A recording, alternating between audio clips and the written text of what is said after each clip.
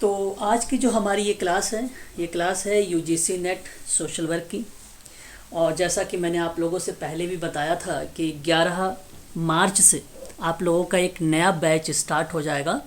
तो आज ये आप सभी की जो है पहली क्लास है सोशल वर्क में, ठीक है।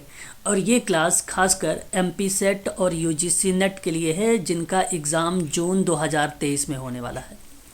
आपको बता दूं, अगर आप बीएसडब्ल्यू और एमएसडब्ल्यू की भी तैयारी कर रहे हैं तो एक सब्जेक्ट है समाज कार्य उद्गम और विकास के संबंध में, यानी समाज कार्य अवधारणा को लेकर सब अगर आप लेसन देखेंगे तो 10 मिलेगा आपको उस किताब में, MSW 01 करके।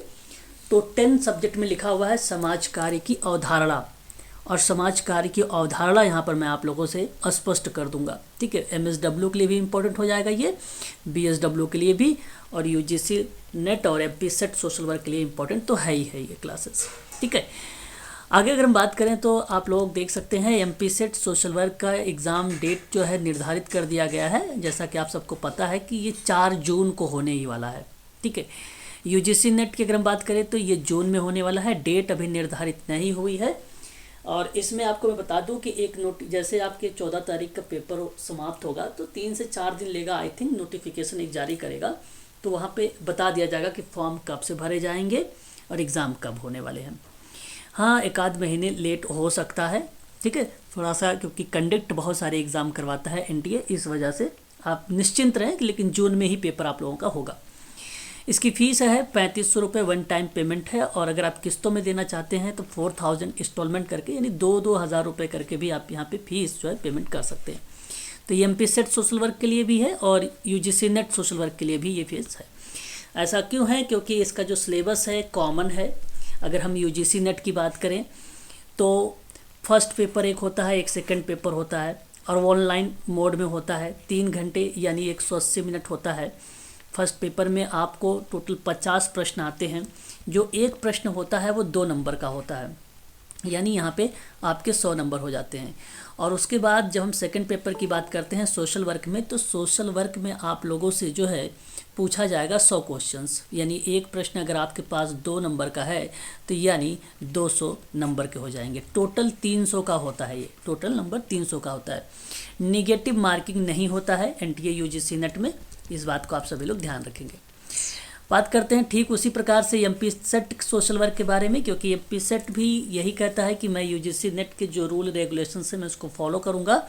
तो एग्ज़ाम मोड ऑनलाइन से होगा, इसका 3 घंटे का समय वहाँ पर भी रहेगा। और अगर यहाँ पे मैं आप लोगों से बात करूँ तो ठीक उसी प्रकार से टोटल क्वेश्चन जो फर्स्ट पेपर का होगा वो 50 होगा, जो UGC नेट का है, जैसे टीचिंग एप्टीट्यूड है, रिसर्च है, DI है आपका, ठीक है, हायर एजुकेशन है, उसी तरीके से इसमें भी रहेगा MP सेट सोशल वर्क में भी। और 100 क्वेश्चन सोशल वर्क से रहेंगे आप लोगों को। इसमें भी नेगेटिव मार्किंग नहीं रहेगा, ठीक है, आप ध्यान रखेंगे। नंबर वो भी रहेगा 2, आपका अगर एक प्रश्न करेक्ट होगा तो आपको 2 नंबर दिए जाएंगे, इसमें भी वही प्रोसेस है। तो अगर हम बात करें ये सिलेबस के आधार पर UGC नेट का और MP सेट सोशल वर्क का, तो MP सेट साफ शब्दों में कहा है अपने नोटिफिकेशन में कि मैं जो है UGC नेट का सिलेबस को फॉलो करूँगा, ठीक है। तो आप देख सकते हैं यहाँ पे यूनिट नंबर ये फर्स्ट है ना, और ये यूनिट नंबर UGC नेट के लिए भी है और MP सेट के लिए, दोनों के सिलेबस में ही कहा गया है कि समाज कार्य की प्रकृति और उसका विकास के बारे में हमें बातचीत करना है इस पे। तो मैं यहाँ पे आप लोगों से आज बात करने वाला हूँ समाज कार्य की परिभाषा, फिर उसके बाद विषय क्षेत्र, सिद्धांत, प्रिंसिपल, प्रकृति, लक्ष्य और प्रक्रियाएँ कौन कौन सी होती हैं सोशल वर्क की, ठीक है। ये PDF आप लोगों को मिल जाएगा शाम की क्लासेस पे, है ना। फिर यूनिट नंबर अगर हम बात करें तो इसमें बहुत सारी चीज़ें दी गई हैं आपको। ऐतिहासिक विकास है, ऐतिहासिक विकास UK, USA और भारत का है। अभी हम लोग एक क्लास और ले रहे हैं जहाँ पे प्रशांत समाज कार्य के बारे में पढ़ रहे हैं हम लोग, प्रशांत एशिया समाज कार्य के बारे में, ठीक है, उसे भी आप लोगों को क्लास को लेना है। और फिर उसमें व्यवसाय समाज कार्य के विकास की चर्चा की गई है। फिर समाज सुधार को लेकर बात हुई है 19वीं शताब्दी के दौरान और 20वीं शताब्दी के दौरान में। ये आपको बता रहा हूँ मैं, जो UGC नेट और MP सेट दोनों के लिए बता रहा हूँ, क्योंकि दोनों में यही चीज़ें फॉलो की जा रही हैं। फिर उसके बाद अगर हम बात करें भारत में एक समाज कार्य व्यवसाय की भूमिका कैसे आई, फिर आचार संहिता क्या उसके हैं, क्या मूल परक मान्यताएँ होती हैं, थ्योरीज समाज कार्य के अभ्यास के लिए कौन कौन सी हैं, समाज कार्य अभ्यास का बदलता हुआ जो प्रसंग है, उससे नवीन दृष्टिकोण, उसकी प्रवृत्तियाँ, उसकी चुनौतियाँ कौन कौन सी होती हैं, विविध परिवेश में जो समाज कार्य अभ्यास होता है, जैसे परिवार के साथ, बच्चों के साथ, युवा के साथ, उद्योग, दिव्य और वृद्ध व्यक्ति, पर्यावरण, महिलाएं इत्यादि के साथ आप किस तरीके से काम करेंगे, इसके बारे में यूनिट नंबर 1 में दिया गया है। ज़्यादा से ज़्यादा मैं आप लोगों से यूनिट नंबर 1 में 1 सप्ताह के अंदर इसको समाप्त कर दूंगा, ठीक है। उसके बाद आपको अगर हम बात करें, ये इंग्लिश में है आपका सिलेबस, आप इसे देख लीजिएगा, थोड़ा सा अभी छोटा दिख रहा होगा आप लोगों को, मैं आपको पीडीएफ दूंगा तो आपको क्लियर दिखाई देगा। चलिए शुरुआत करते हैं यहाँ से हम सभी लोग क्लास को सोशल वर्क के बारे में, और आप सब अच्छे तरीके से जानते हैं समाज कार्य, MSW BSW आप लोगों ने कर रखा है, और उस समय बताया गया था कि समाज कार्य जो है एक व्यावसायिक विज्ञान है। ये बात आपको ध्यान रखना, व्यावसायिक विज्ञान मैंने इसलिए बोल दिया क्योंकि ये व्यावसायिक विधा के रूप में है। पहले ये पाठ सामाजिक विज्ञान से आया हुआ था, तो समाज कार्य एक भाग बनता है जो समाज कार्य से आया था, तो सामाजिक विज्ञान से आया हुआ था, तो जो सामाजिक विज्ञान से आया था वह प्रक्रिया बनी आपकी व्यावसायिक विधा के रूप में, ठीक है। तो जो व्यावसायिक विधा के रूप में आई तो वो सोशल वर्क के नाम से जानी गई। तो मैं आपसे कहूँगा कि समाज कार्य एक सामाजिक विज्ञान है, ध्यान से समझ लीजिएगा, समाज कार्य जो है एक सामाजिक विज्ञान है, ठीक है। और ये जो कल्याणकारी क्रियाएं होती हैं उनका अध्ययन करता है, जहाँ पे मानवतावादी दर्शन, वैज्ञानिक ज्ञान, प्रविधि निपुणता पर आधारित हो जाता है सोशल वर्क।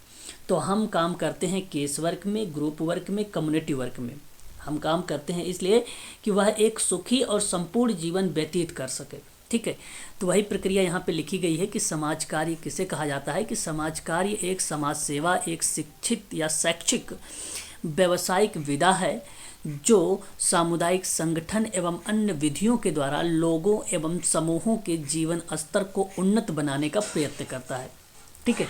तो ये नोट कर लीजिएगा, आप सभी लोग इसको समझ लीजिएगा कि समाज कार्य जो है एक सामाजिक विज्ञान है जिनमें कल्याणकारी क्रियाओं का अध्ययन होता है, ये दूसरी बात। तीसरी बात ये याद रखना है कि समाज कार्य का जो उद्देश्य होता है वो मानवतावादी दर्शन पर और वैज्ञानिक ज्ञान पर, प्रविधि निपुणता पर आधारित होता है, और ये सारे काम जो हैं case work, group work, community work में किया जाता है ताकि वो लोग संपूर्ण जीवन अपना व्यतीत कर सकें और समाज में स्वावलंबी हो सके, वही सोशल वर्क कहलाता है, ठीक है। इस बात को आप लोग ध्यान रखेंगे। फिर हम बात करते हैं समाज कार्य एक समाज सेवा और शैक्षिक और व्यावसायिक विधा है जो सामुदायिक संगठन एवं अन्य विधियों द्वारा लोगों एवं समूहों के जीवन स्तर को उन्नत बनाने का प्रयत्न करता है। अब देखिए, आप लोगों से जब पेपर में प्रश्न बनता है तो अप्लाइड प्रश्न बनाए जाते हैं, ठीक है। अप्लाइड का मतलब होता है कॉन्सेप्चुअल बनाए जाते हैं प्रश्न। तो आपसे अगर प्रश्न इसी तरीके से बना दिया जाए कि समाज सेवा एक शैक्षिक और व्यावसायिक विधा है, तो ये पॉइंट में रहेगा और ये बात सत्य है। अगर ये कहा जाए कि सामुदायिक संगठन, ग्रुप वर्क और केस वर्क यानी सामाजिक समूह कार्य, सामाजिक व्यक्तिक कार्य विधियों के द्वारा ये दिया जाता है क्या समाज कार्य, तो बिल्कुल करेक्ट जवाब हो जाएगा आपका ये दूसरी भी पॉइंट।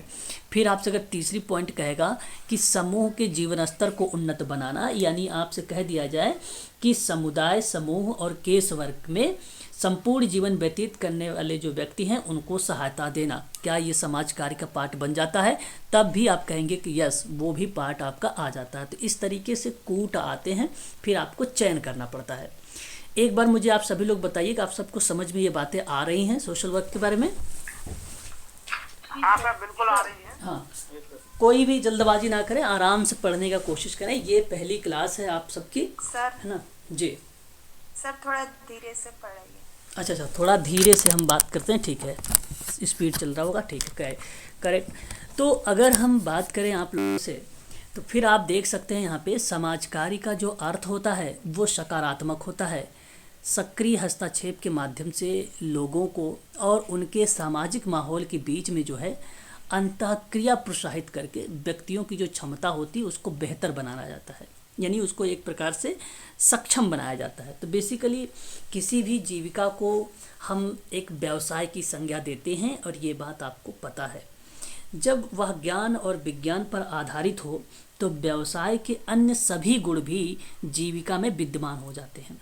तो समाज कार्य में वो सभी गुण विद्यमान हैं जिनके आधार पर उसे एक व्यवसाय के रूप में स्वीकार किया गया है। तो आप ये बात कह सकते हो कि केस वर्क हो या ग्रुप वर्क हो या कम्युनिटी वर्क हो, उसमें जो समस्याग्रस्त व्यक्ति होता है उस व्यक्ति या समूह या समुदाय की हम सहायता करते हैं। और इसी आधार पे हम ये बात कह सकते हैं कि समाज कार्य अन्य व्यवसायों से अलग व्यवसाय माना जाता है।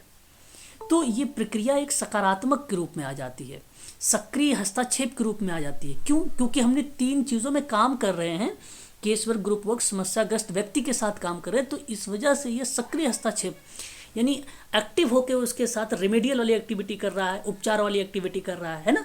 तो ये आप लोगों को जो प्रश्न आते हैं ना, वो अप्लाइड टाइप में आते हैं, ऐसे प्रश्न फैक्ट पर नहीं आते हैं यहाँ से, ताकि वे अपनी ज़िंदगी की ज़रूरतें पूरा कर सकें, अपनी तकलीफ़ों को कम कर सकें और इस प्रक्रिया में समाज कार्य लोगों की आकांक्षाओं की पूर्ति करें और उन्हें अपने ही मूल्यों की कसौटी पर खरे उतरने में सहायक होता है, या एक प्रकार से उन्हें मदद मिलती है। ऐसी बात कही गई है इसमें समाज कार्य में। ठीक है, तो इतनी बात आप लोग ध्यान में रखिएगा। अगर आपसे कोई पूछे समाज कार्य कहाँ से आया है, तो समाज कार्य एक जो है सामाजिक विज्ञान है, पहली बात।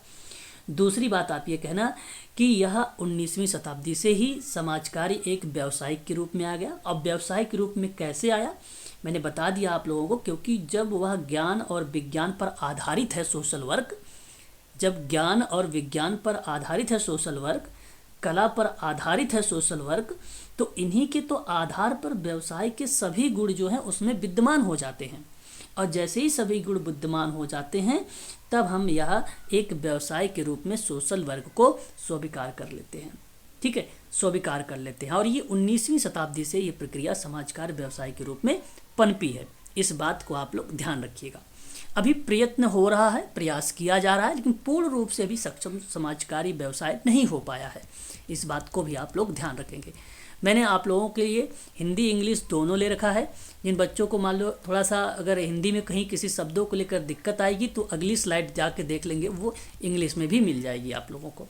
ठीक है, तो ये था थोड़ी सी अवधारणाएं समाज कार्य के रूप में जो मैंने अभी आपसे जिक्र किया है। ये बात आपको समझ में आ गई है ना? तो मैं आगे बढ़ूँ, नेक्स्ट पॉइंट लेता हूँ।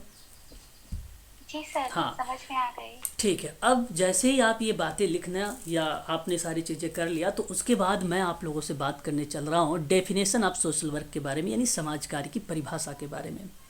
समाज कार्य की परिभाषा मैं आपको बता दूँ कि एक विद्वान थे, उनका नाम था हेलन क्लार्क। कि अगर आप यूजीसी की किताब उठा के देखेंगे तो वहाँ पे एक किताब आप लोगों ने मंगाया भी होगा, देखा भी होगा, हरिहंट की किताब। उस किताब में आपको मिलता है लेन कमेटी। क्या मिलता है आपको?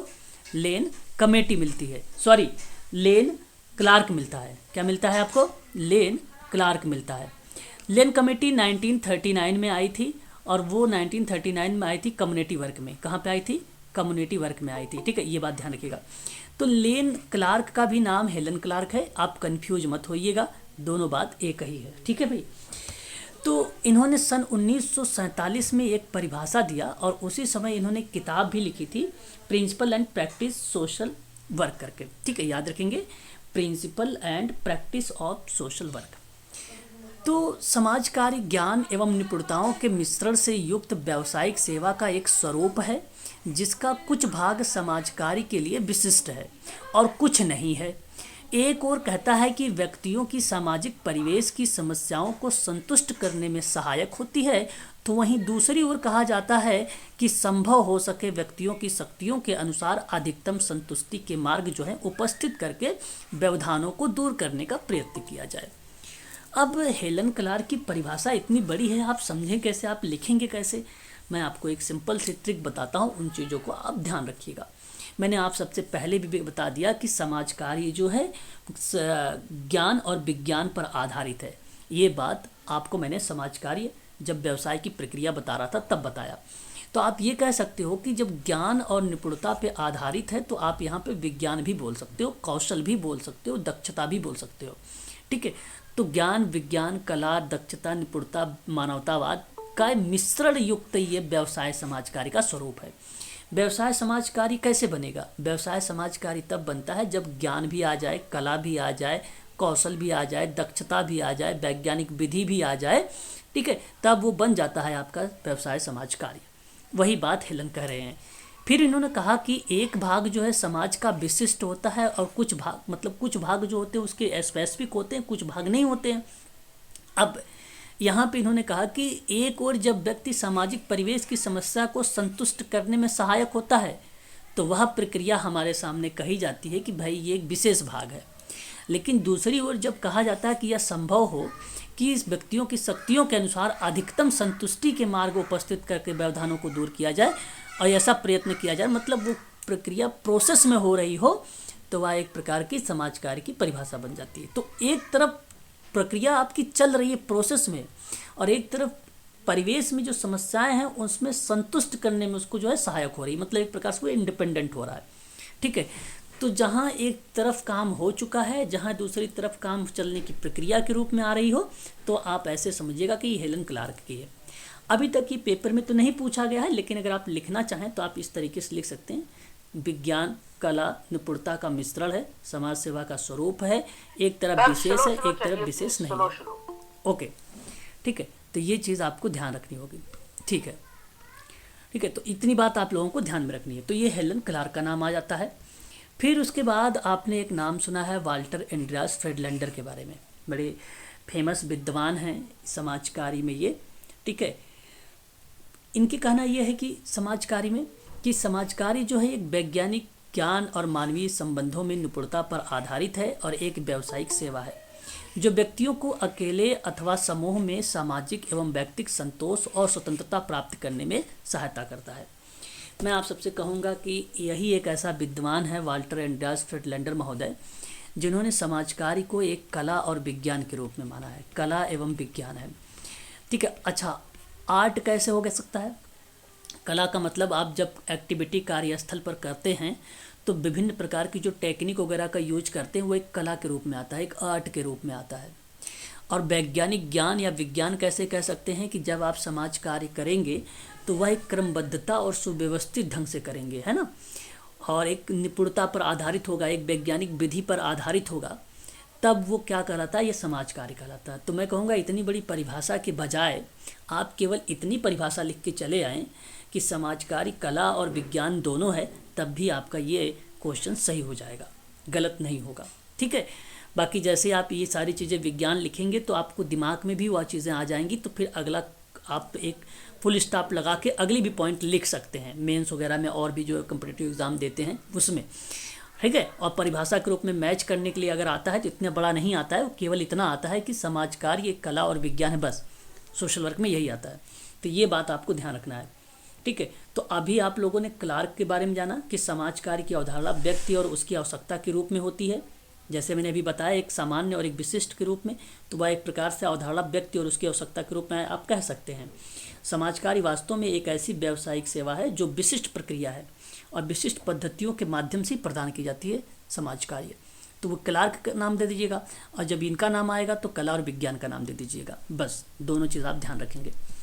और ये परिभाषा अगर हम बात करें तो 1951 में आई थी वाल्टर एंड्रियास फ्रेडलैंडर के बारे में, ठीक है। ये बात आप लोग ध्यान रखिएगा, इनके बारे में अभी मैं बात करूँगा और भी चीज़ें आएंगी सामने, ठीक है। तो केवल परिभाषाओं को आप लोग पढ़ते चलिए ध्यान से। आगे हम बात करते हैं तो एक विद्वान और आते हैं स्टुप महोदय, ठीक है। समाज कार्य की परिभाषा में स्टुप जी ने कहा है कि समाज कार्य आत्म सहायता करने हेतु लोगों की सहायता करने के वैज्ञानिक ढंग के प्रयोग के द्वारा व्यक्ति समूह एवं समुदाय की आवश्यकताओं का प्रभावित करने हेतु विभिन्न संसाधनों को जुटाने की एक कला होती है। बहुत ही सिंपल परिभाषा है, बहुत ही इजी परिभाषा है स्टुप महोदय की। इन्होंने कहा है कि समाज कार्य जो है आत्म सहायता करने के लिए लोगों को क्या करता है, वैज्ञानिक ढंग से प्रयोग में लाता है, जहाँ केस वर्क होता है, ग्रुप वर्क होता है, कम्युनिटी वर्क होता है। अब इन्हीं की आवश्यकताओं को हम क्या करते हैं, प्रभावित करने हेतु विभिन्न संसाधन जुटाने लगते हैं, ताकि जो ये केस वर्क का व्यक्ति है, जो ग्रुप वर्क का व्यक्ति है, जो कम्युनिटी वर्क का व्यक्ति है, ये इसके ज़िंदगी में या इसकी लाइफ में या दिनचर्या में बदलाव आ सके। तो आत्म सहायता यानी एक प्रकार से आत्मनिर्भर बना सके। इन आवश्यकताओं को पूरा करने के लिए स्टुप ने कहा कि संसाधन जरूरी है, क्या ज़रूरी है? संसाधन ज़रूरी है।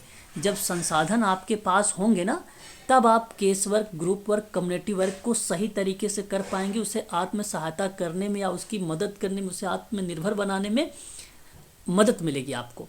और ये करने के लिए आपको वैज्ञानिक विधि का प्रयोग करना है। ऐसे नहीं कि उटपटांग, पहले आपको अध्ययन करना होता है ना, फिर उसके बाद निदान की प्रक्रिया आती है, फिर उपचार की प्रक्रिया आती है। इनको फॉलो करना पड़ेगा। ये कहते हैं स्टुक महोदय। इनकी परिभाषा अगर हम बात करें तो 1960 में आई थी। पेपर में ये नहीं पूछा जाता है कि समाज कार्य में कब परिभाषा किसने दिया है, परंतु आप इसको भी ध्यान रखिए। आपके पास अभी बहुत समय है, जून में आपका परीक्षा है, तो इसलिए आपको ये याद हो जाएगा। सन 1926 की अगर हम बात करें तो एलिस चेनी महोदय हैं। एलिस चेनी ने सबसे पहले परिभाषा दिया था जब समाज कार्य व्यवसाय ही नहीं आया था अपने भारत में। तो इनका कहना है कि समाज कार्य के अंतर्गत ऐसी आवश्यकताओं जो सामाजिक संबंधों से संबंधित हो, जो वैज्ञानिक ज्ञान ढंग का उपयोग कर रही हो, जिसके संदर्भ में लाभों का प्रदान करने के सभी ऐच्छिक प्रयास शामिल हो। तो इसमें एक कीवर्ड्स है, ऐच्छिक प्रयास। ऐच्छिक प्रयास, तो ऐच्छिक प्रयास अगर जैसे आपको मिले, ऐच्छिक का मतलब होता है पॉजिटिव। तो हम सोशल वर्क जब करते हैं ना, तो उनकी जैसे case work, group work, community work जो होता है, अच्छा इन प्राथमिक प्रणाली में हम उनमें वैज्ञानिक ज्ञान और उनके ढंगों का प्रयोग करते हैं। हम इसलिए करते हैं कि ताकि वो पॉजिटिव हो सके, वो समाज की मुख्य धारा से जुड़ सके। तो सोशल वर्क क्या होता है? सोशल वर्क वो होता है जहाँ case work, group work, community work में उनकी आवश्यकताओं को देखकर या उनकी आवश्यकताओं से संबंधित हम जो समस्याएं होती हैं, उन समस्याओं को हम क्या करते हैं? वैज्ञानिक ढंग से उपयोग करते हैं। और वो जब लाभ मिलता है उसके संदर्भ में, तो वो ऐच्छिक प्रयास होता है ना। तो इनका कहना है कि निगेटिव शब्द नहीं आते, इनकी परिभाषा में केवल पॉजिटिव शब्द आता है। ठीक है, तो ध्यान रखिएगा।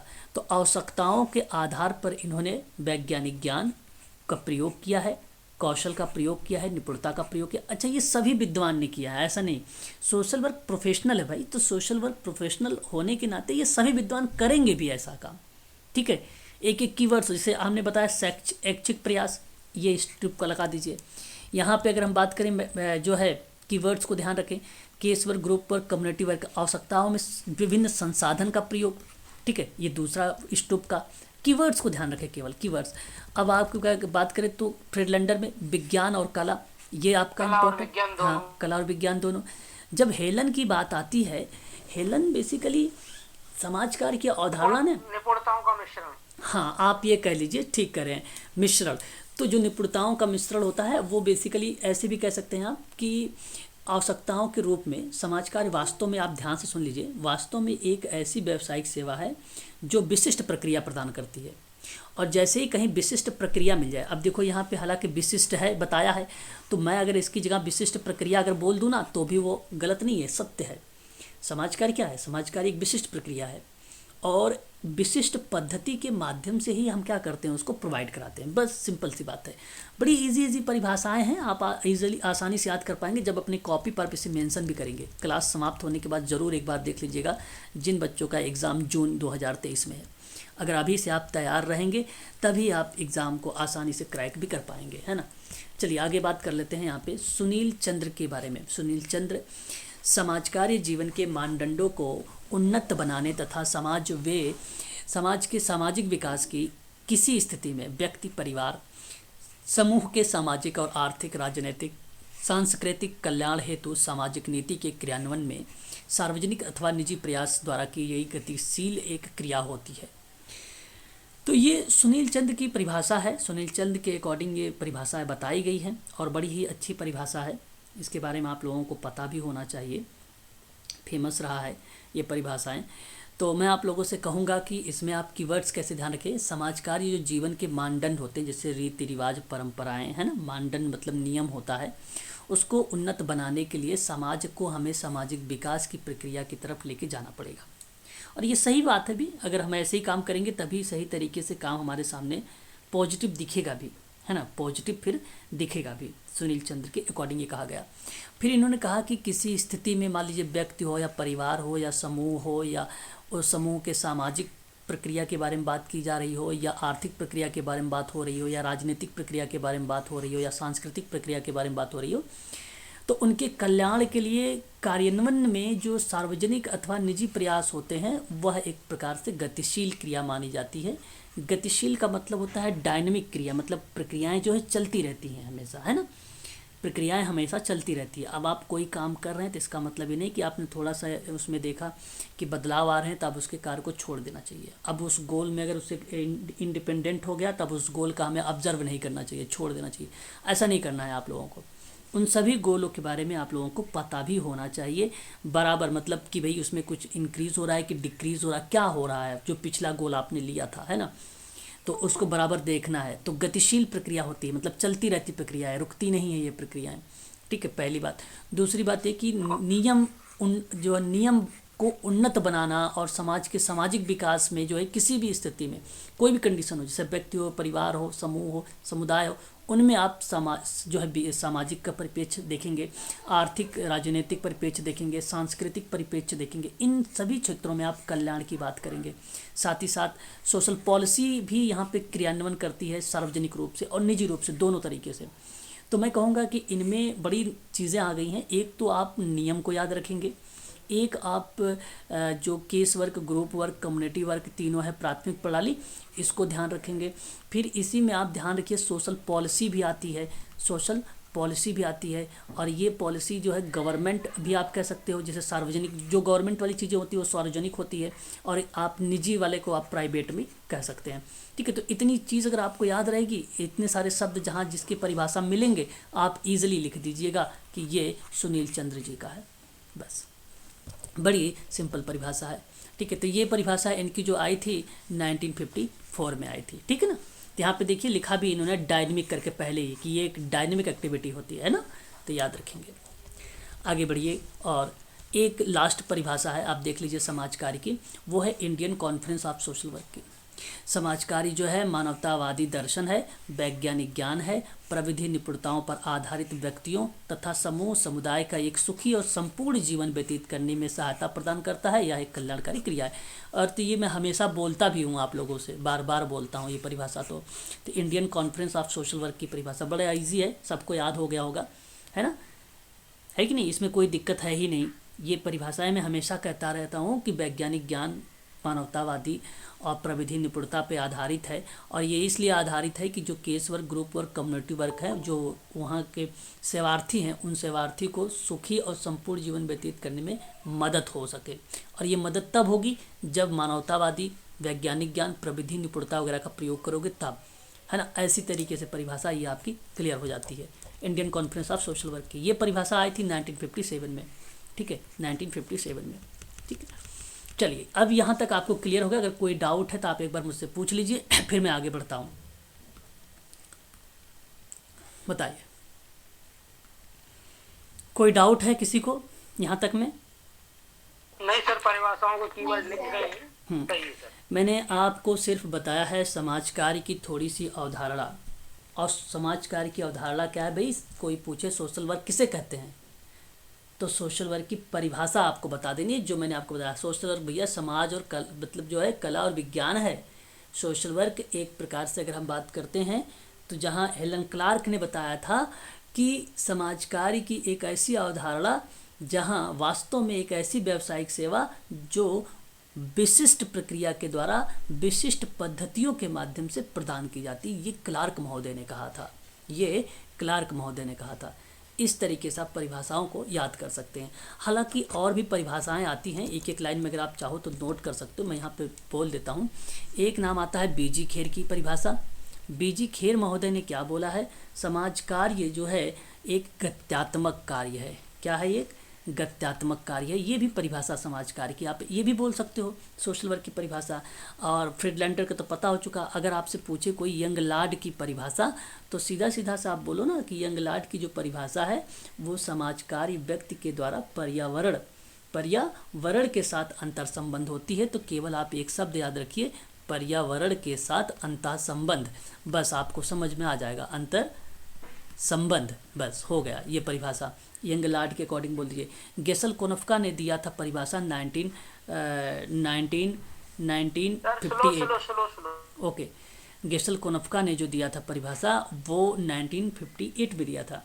इसने क्या बोला, इसने कहा भैया कि समाज कार्य जो होता है ना वो नैतिक मांगों पर आधारित होता है। राकेश जी, राजीव जी, नैतिक मांगों पर आधारित होता है। बात समझ में आ गई? ये गेशल-कोनफ्का की हो जाती जी है। सर जी सर। बिटमर की बात अगर मैं करूं आपसे तो बिटमर एक परिभाषा आती है इनकी भी। समाज कार्य जो है ना वो बेसिकली समुदाय के रूप में माना जाता है। समाज कार्य किसके रूप में माना जाता है? समुदाय के रूप में माना जाता समुदाय है। के रूप बस यही बोल दीजिए, समुदाय के रूप में माना जाता है। अब जब ऐसे बोल देंगे तो वो बन जाएगी समाज कार्य की परिभाषा। तो ये तो मैंने बड़ी बड़ी थोड़ी सी परिभाषा आप लोगों से लिया था। पेपर में तो आप लोगों को ये छोटे छोटे वाले भी पूछे जाते हैं, बड़े वाले भी पूछे जाते हैं, दोनों। तो ये भी आप ध्यान रखें सभी लोग, है ना। समस्याग्रस्त व्यक्ति को सर्वोपरि माना जाता है, और ये बिटमर ने कहा है समस्याग्रस्त व्यक्ति को क्या माना जाता है? सर्वोपरि माना जाता है। ठीक है। एक आपने नाम सुना होगा ऑथर फिंक का। ऑथर फिंक का नाम आता है, 1943 में आता है इनका नाम। इन्होंने कहा था कि समाज कार्य जो होता है ना अकेले समाज कार्य क्या होता है? अकेले अथवा समूह में व्यक्तियों को वर्तमान जो भावी समस्याएं हैं उनका समाधान करने के लिए। ठीक है। ये बिटमर कहते हैं, ऑथर फिंक कहते हैं। ये क्या कहते हैं? ये ऑथर फिंक कहते हैं। बस तो आप देख लीजिए, पांच छह परिभाषा आप उधर ने देखा, आप इधर देखिए 5 परिभाषा आपने और देख लिया। बीजी-खैर का, यंगलाट का, और कोनफ्का का, बिटमर का और ऑथर फिंक का। तो इतनी सारी परिभाषाएं आपको याद होगी। तो मैं आशा करता हूं कि आप सभी लोगों से अगर कोई भी व्यक्ति पूछे सोशल वर्क किसे कहते हैं तो आप दिक्कत नहीं करेंगे उसमें बताने में, बता देंगे। बता दीजिए, यही हो गया सोशल वर्क। समाज कार्य अकेले अथवा समूह में व्यक्ति जी, समूह में व्यक्तियों को वर्तमान अथवा भावी बनाने में सक्षम है। हाँ, व्यक्तियों को वर्तमान अथवा भावी बनाने में सक्षम है। ऑथर फिंक की ये परिभाषा बन जाती है। ठीक है सर, स्पष्ट हो गया? Yes sir. तो ये है आपके सामने जो मैंने परिभाषाओं के बारे में आप लोगों से जिक्र किया। बड़ी ही अच्छी कॉन्सेप्ट है आप सबके लिए ये परिभाषा को लेकर। कभी कभी हमारे सामने पेपर में भी ये प्रश्न आ जाते हैं। चलिए अब आगे बात करते हैं और नेक्स्ट टॉपिक लेते हैं। नेक्स्ट पॉइंट सोशल वर्क के अंतर्गत ही आता है। म्यूट हो जाइएगा आप सभी लोग, बैकग्राउंड आवाज़ आप लोगों की तरफ से आती है। बात करते हैं ग्रेन जी। कल एक पेपर हुआ था मध्य प्रदेश में, इसमें एक क्वेश्चन आया था, वैकल्य क्या है? जी, वैकल्य। हाँ इसका क्या मतलब, क्या पूछ? हाँ, आपने भी दिया था क्या पेपर? हाँ सर, मैं गया था। पूरे सेंटर में केवल मैं ही एक व्यक्ति था जिसके 75 नंबर आ पाए। अच्छा, चलो बहुत बढ़िया है। क्वालीफाई हो गया मैं। अच्छा, लेकिन कुछ क्वेश्चन मेरे दिमाग से भी निकल गए। चलिए, अच्छा कोई बात नहीं। तो मैं आप लोगों को बता दूं, सर एक उसमें सही अभी इस पे हम बात कर लेंगे सर। अभी हम इस पे बात करेंगे वैकल्य क्या चीज़ होता है। वैकल्य बेसिकली आपको सिंपल सी बात है, जैसे आप विकृति वगैरह कहते हो। इंग्लिश नहीं थी उसकी? हाँ थी ना, डायगोस्टिया तो डिसऑर्डर तो है वो। ठीक है। हाँ, मतलब उसकी क्या सर, हिंदी इंग्लिश में इतना कंफ्यूजन था। हाँ, तो कोई बात नहीं, वो वैकल्य लोग solve नहीं कर पाए। कोई बात नहीं। चलिए एक बार अभी आगे बात कर लेते हैं, फिर हम चर्चा करेंगे उस पर, है ना। हमारी क्लास चल रही है अभी तक मैंने आप लोगों को इतना बता दिया है कि समाज कार्य की अवधारणा क्या है, समाज कार्य आया कहाँ से, सामाजिक विज्ञान से आया है, किस पे आधारित है, वैज्ञानिक विधि पे आधारित है, ये आपको बता दिया है मैंने। समाज कार्य में परिभाषाएं बता दिया है। अब बात करेंगे सोशल वर्क के 3 स्तर होते हैं, 3 लेवल ऑफ सोशल वर्क होते हैं। ये ग्रे एंड बर्नस्टीन के द्वारा सन 1996 में दिया गया था। बहुत इम्पॉर्टेंट है आप सबके लिए ये। और ये समाज कार्य की जो विभिन्न स्तर हैं, ये अवधारणाओं को एक संक्षिप्त सारांश देते हैं। जो सोशल वर्क की अवधारणाएं हैं, जैसे आप पढ़ रहे थे भी कि भाई सामाजिक विज्ञान से आया, कल्याणकारी क्रियाओं का अध्ययन होता है, मानवतावादी दर्शन वैज्ञानिक ज्ञान प्रविधि निपुणताओं पर आधारित होता है, सुखी और संपूर्ण जीवन व्यतीत करने में सहायता देता है ना। ये सब पढ़ रहे थे आप।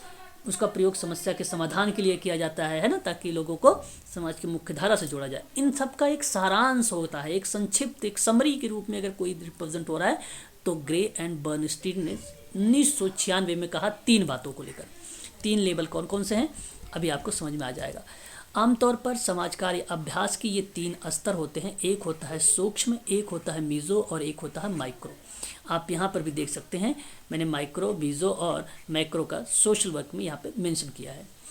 और फिर कहता है कि प्रत्येक स्तर पर समाज कार्य जो होता है वो पेशेवर आबादी को लक्षित करने के लिए थोड़ी अलग सेवाएं प्रदान करता है, ये 3 लेवल सोशल वर्क। अब कैसे अलग सेवाएं प्रोवाइड कराता है, देखिए आपको मैं बता दूं, यहाँ एक चीज़ और मुझे याद आ रही है ताकि आप लोग उसे स्पष्ट कर लें।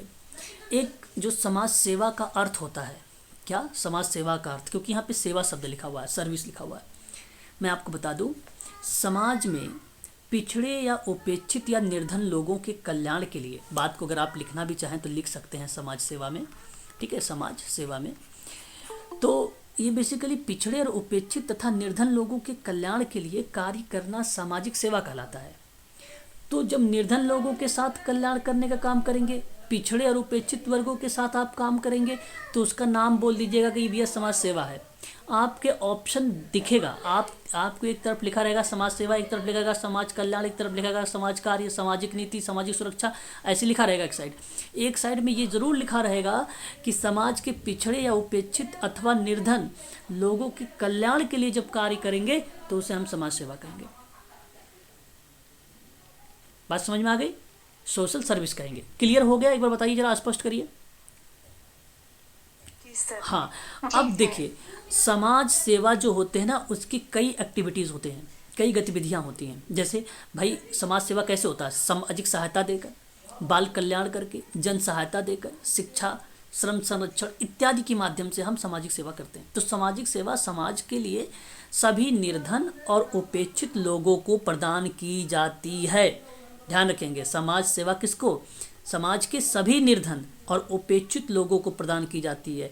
और सामाजिक सेवाएं प्रदान करने में किसी भी प्रकार का भेदभाव नहीं करना चाहिए। इस बात को आप लोग ध्यान रखिएगा। मैं आपको बता दूं, एक विद्वान था जिसका नाम था कैसिडी। नए नए नाम देख रहे हैं आप शुरुआत से ही, और देखना भी चाहिए आप लोगों को। कैसिडी एक सामाजिक सेवा को संगठित गतिविधियों के माध्यम से उन्होंने लक्षण बता दिए थे समाज सेवा के बारे में। शब्द आया है अलग अलग सेवाएं, तो यहाँ पर इस चीज़ों के बारे में हमें पहले जान लेना ज़रूरी है, तब जाके आप ये चीज़ें समझ में आएगी माइक्रो, मीज़ो और मैक्रो क्या होता है। तो इन्होंने कहा लक्षण में कि भाई सभी वर्गों के लिए होता है, इसका लक्षण हो, समाज सेवा का लक्षण है ये, सभी वर्गों के लिए होगा, सभी वर्गों के लिए होगा। ये एक पॉइंट बनेगी आप लोगों के लिए। जीवन स्तर को ऊपर उठाने की बात होगी, जीवन स्तर को उठाने की बात होती है। ये बात कैसिडी ने बोला है, ये सारी चीज़ें उनका फैक्ट है। ये मानव और समाज का विकास करना भी उनका लक्ष्य, मानव एवं समाज का विकास करना।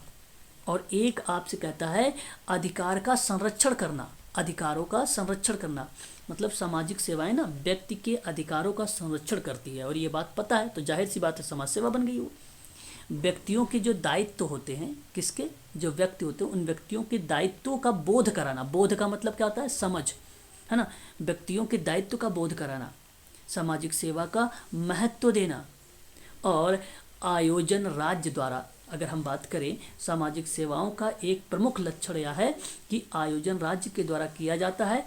और इसके अतिरिक्त समाज भी इनका जो है आयोजन किया जाता है। तो मतलब अतिरिक्त भी समाज के द्वारा भी आयोजन किया जाता है और राज्य के द्वारा भी आयोजन किया जाता है, जो सामाजिक सेवा का एक मुख्य लक्षण के रूप में आ जाता है कैसिडी के अकॉर्डिंग। ठीक है, ये बात आपको ध्यान रखना होगा, है ना। अब जब सामाजिक सुरक्षा की बात होती है, बात तो सामाजिक सेवा के परिप्रेक्ष्य में वो भी है। तो सामाजिक सुरक्षा देखो, एक सामाजिक बीमा है, एक सामाजिक सहायता, एक सामाजिक सेवाएं हैं। भाई सामाजिक सुरक्षा के 3 ही प्रकार होते हैं, जानते हो कि नहीं जानते हो? सामाजिक सुरक्षा के 3 प्रकार होते हैं, जान लीजिए, लिख लीजिए। एक होता है सामाजिक बीमा, एक होता है सामाजिक सहायता, और एक होता है सामाजिक सेवा। जो आपको मैंने बताया ये सामाजिक सेवा था, ठीक है ना, याद रखेंगे। तो आगे देखिए यहाँ पे एक एक के बारे में, पहले हम पढ़ेंगे सूक्ष्म के बारे में। यहाँ से आप लोगों ने 3 प्रकार, सर फिर से बताइए। सामाजिक बीमा, सामाजिक सहायता, सामाजिक बीमा, सामाजिक सहायता हो गया। सामाजिक सेवाएं, सामाजिक सेवाएं हो गया। Yes sir. चलो अब मैं थोड़ा सा आप लोगों से एक ऑब्जेक्टिव टाइप का क्वेश्चन पूछ लेता हूँ, क्यों राव साहब, पूछ लिया जाए थोड़ा सा? बताइए आरती Yes, sir. शुक्ला जी, जगदीश जी, थोड़ा सा मैं ऐसे ही पूछता हूँ आप लोगों से क्वेश्चन, अब फटाफट बताइए क्योंकि मैं जान लूँ आप लोगों का आपकी पकड़ कहाँ तक बनी है इसमें। देखिए, समाज कार्य का संबंध बताइए निम्नलिखित में से किस विज्ञान को माना गया है? अगर मैं आपसे कहूँ तो बताओ, मैं 4 ऑप्शन भी दे रहा हूँ। समाज राजनीतिक विज्ञान है, सामाजिक विज्ञान है, मानव विज्ञान है। सामाजिक विज्ञान। अच्छा, आपने कहा सामाजिक विज्ञान, वेरी गुड, बहुत बढ़िया। यह आपका जो है सामाजिक विज्ञान हो जाएगा, बहुत बढ़िया। अच्छा, दूसरा सवाल मैं आप लोगों से कर रहा हूँ, उसे भी आप लोग ध्यान रखेंगे, है ना। मैंने एक पर क्वेश्चन भी कर लेता हूँ ताकि आपको समझ में वो चीज़ें आ रही कि नहीं आ रही है। समाज कार्य में उन कल्याणकारी क्रियाओं का अध्ययन किया जाता है। समाज कल्याण में अगर हम बात करें सोशल वर्क में, समाज कार्य में उन कल्याणकारी क्रियाओं का अध्ययन किया जाता है, क्रियाओं का अध्ययन किया जाता है, ठीक है, जिनका उद्देश्य होता है, जिनका उद्देश्य होता है।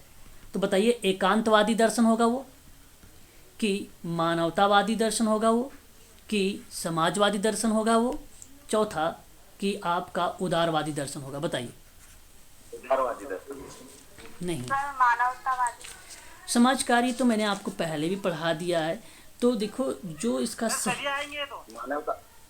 नहीं, यहाँ, हाँ, यहाँ अगर मैं आपसे बात करूँ, समाज कार्य में उन कल्याणकारी क्रियाओं का अध्ययन किया जाता है जिनका उद्देश्य मानवतावादी, मैंने उदारवादी बोला ही नहीं था, मैंने एकांतवादी बोला ही नहीं था। अब मानवतावादी। हाँ, यहाँ पर मानवतावादी रहेगा। आप प्रश्न को अच्छे से पढ़ने का प्रयास करें, ठीक है, और देखें क्लास को अच्छे से। तीसरा सवाल आपके सामने एक रहेगा, आपसे ये पूछेगा कि सामाजिक क्रियाओं में, कौन सी सामाजिक क्रियाओं में, ठीक है, सामाजिक क्रियाओं में, ध्यान से सुनिएगा, सामाजिक एवं मनोवैज्ञानिक समस्याओं का अध्ययन करना, मनोवैज्ञानिक समस्याओं का अध्ययन करना। अब नंबर 1 ऑप्शन रहेगा आपका, पहला वाला कि सामाजिक ढंग से, दूसरा ऑप्शन रहेगा वैज्ञानिक ढंग से, तीसरा ऑप्शन रहेगा व्यवहारिक ढंग से, चौथा ऑप्शन रहेगा अतिक्रियावादी ढंग से। बताइए, अतिक्रियावादी ढंग से। वैज्ञानिक ढंग से। वैज्ञानिक, बिल्कुल, बहुत सही जवाब, वैज्ञानिक ढंग ही आपका यहाँ पे जो जाएगा वो करेक्ट जवाब जाएगा। बहुत अच्छा, बहुत बढ़िया, बहुत अच्छा काम कर रहे हैं आप लोग इस समय। ऐसे ही आप लोगों को समाज कार्य के बारे में पढ़ना है। और भी क्वेश्चंस हम लोग कर लेते हैं ताकि और चीज़ें हमारे सामने जो है स्पष्ट हो जाए। समाज कार्य एक कला और विज्ञान है, ये किस विद्वान ने कहा है? समाज कार्य जो है, मैंने आपसे बोला है कि समाज कार्य एक कला और विज्ञान है, तो आप नाम लगाएंगे फ्रीडलैंडर का। बहुत बढ़िया जवाब, बहुत बढ़िया, फ्रीडलैंडर का नाम वहाँ पर आ जाता है। एक और क्वेश्चन हम लोग करते हैं यहाँ पर, ठीक है, ध्यान से सुन लीजिएगा आप सभी लोग, ठीक है। आगे अगर हम सवाल करते हैं आप लोग, 1936 में दिया था सर। जी 1936 में दिया था। नहीं, फ्रीडलैंडर ने सर 1936 में नहीं दिया है, आपका गलत परिभाषा हो जाए। हाँ, 1951 में दिया था, 1951 में दिया था। 1951। हाँ, आप मुझे ज़रा बताइए, समाज कार्य जो होता है ना, वैज्ञानिक ढंग और वैज्ञानिक ज्ञान का यूज़ करता है, वैज्ञानिक ढंग और वैज्ञानिक ज्ञान का उपयोग करता है, जहाँ लाभ का प्रदान करने के लिए ऐच्छिक प्रयास शामिल होते हैं, ऐच्छिक प्रयास शामिल होते हैं। नहीं सर, चैनो। हाँ, चैनी यहाँ पे करेक्ट जवाब हो जाएगा, बिल्कुल। हाँ, चैनिक परिभाषा, वेरी गुड, वेरी गुड, ये आपका बन जाता है। एक सिंपल परिभाषा पूछूंगा, आप बताइए। मैं कह रहा हूँ कि समुदाय, समूह और व्यक्ति को एक सुखी और संपूर्ण जीवन व्यतीत करने की सहायता करने का एक कल्याणकारी क्रिया है, ये बात किस विद्वान ने कहा है?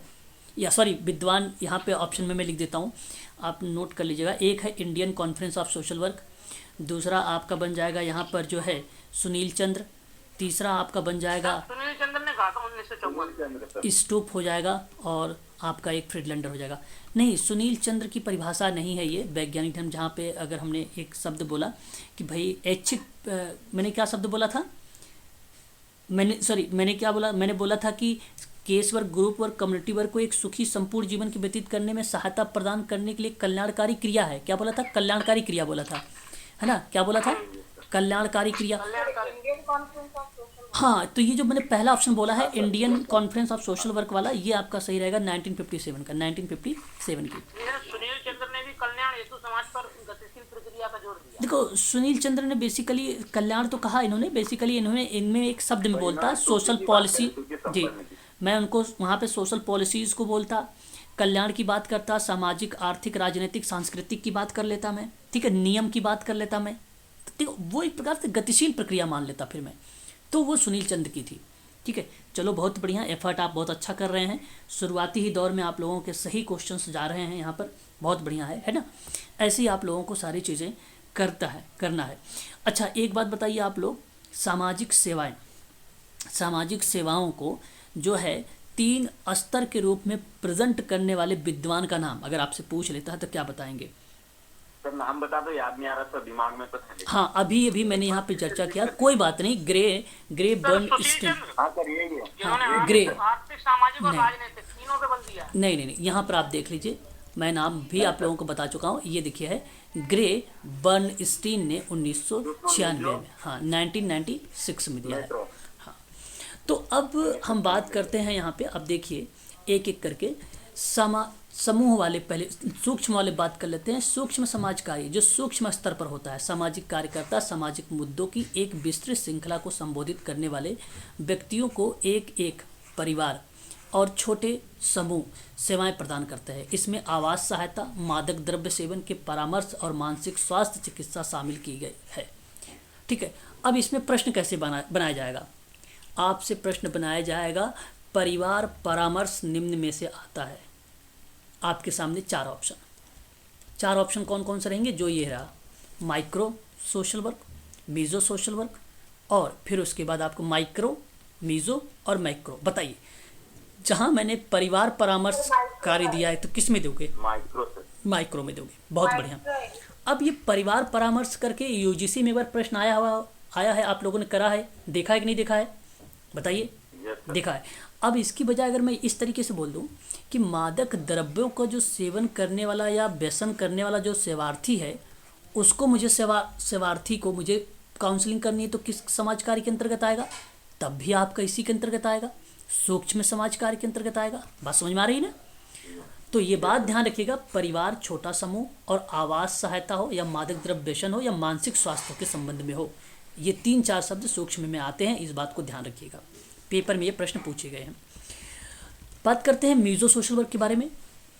मीज़ो सोशल वर्क क्या करता है कि सामाजिक कार्यकर्ता जो मीज़ो स्तर पर काम करता है, लोगों के समूहों के साथ काम करता है। जाहिर सी बात है, ये मीज़ो हो गया तो हमारा शब्द एक बन जाता है ग्रुप, ठीक है। जैसे कि स्कूल हो गया, विद्यालय, जेल, अस्पताल या पड़ोस, ठीक है। तो अब आप ध्यान रखिएगा, जब आपसे पूछा जाएगा कि स्कूल के स्तर पर या विद्यालय के स्तर पर आप समाज कार्य या परामर्श कर रहे हैं या काउंसलिंग कर रहे हैं, तो किसका पार्ट बनेगा? मीज़ो का बनेगा। अस्पताल के आधार पर अगर आप परामर्श दे रहे हैं सेवार्थी को, अस्पताल के आधार पर, और ध्यान रखिएगा यहाँ पे अस्पताल का आधार जो बनेगा वो ग्रुप का बनेगा, या पड़ोस के साथ आप काम कर रहे हैं तो ग्रुप का बनेगा, तो इसलिए मीज़ो सोशल वर्क का पार्ट बन जाता है ये, ठीक है। सर एक शब्द में क्या इसको संगठन बोल सकते हैं? नहीं, संगठन अलग पार्ट है सर, ये ऑर्गेनाइजेशन, हाँ नहीं, स्कूल एक संगठन होता है, अस्पताल एक संगठन देखिए होता है। ये संस्था के, देखिए ये संस्था के अंतर्गत जब हम आते हैं वो चीज़ें का, ये हम आप लोग बात जो करें वे 3 स्तर बनाए गए हैं। उन स्तर में अगर आप ये कहें कि संगठन में कोई समस्या आ गई हो, अब संगठन में समस्या आ गई है, तो क्या मैं उस संगठन की समस्या का समाधान मीज़ो सोशल वर्क में कर सकता हूँ?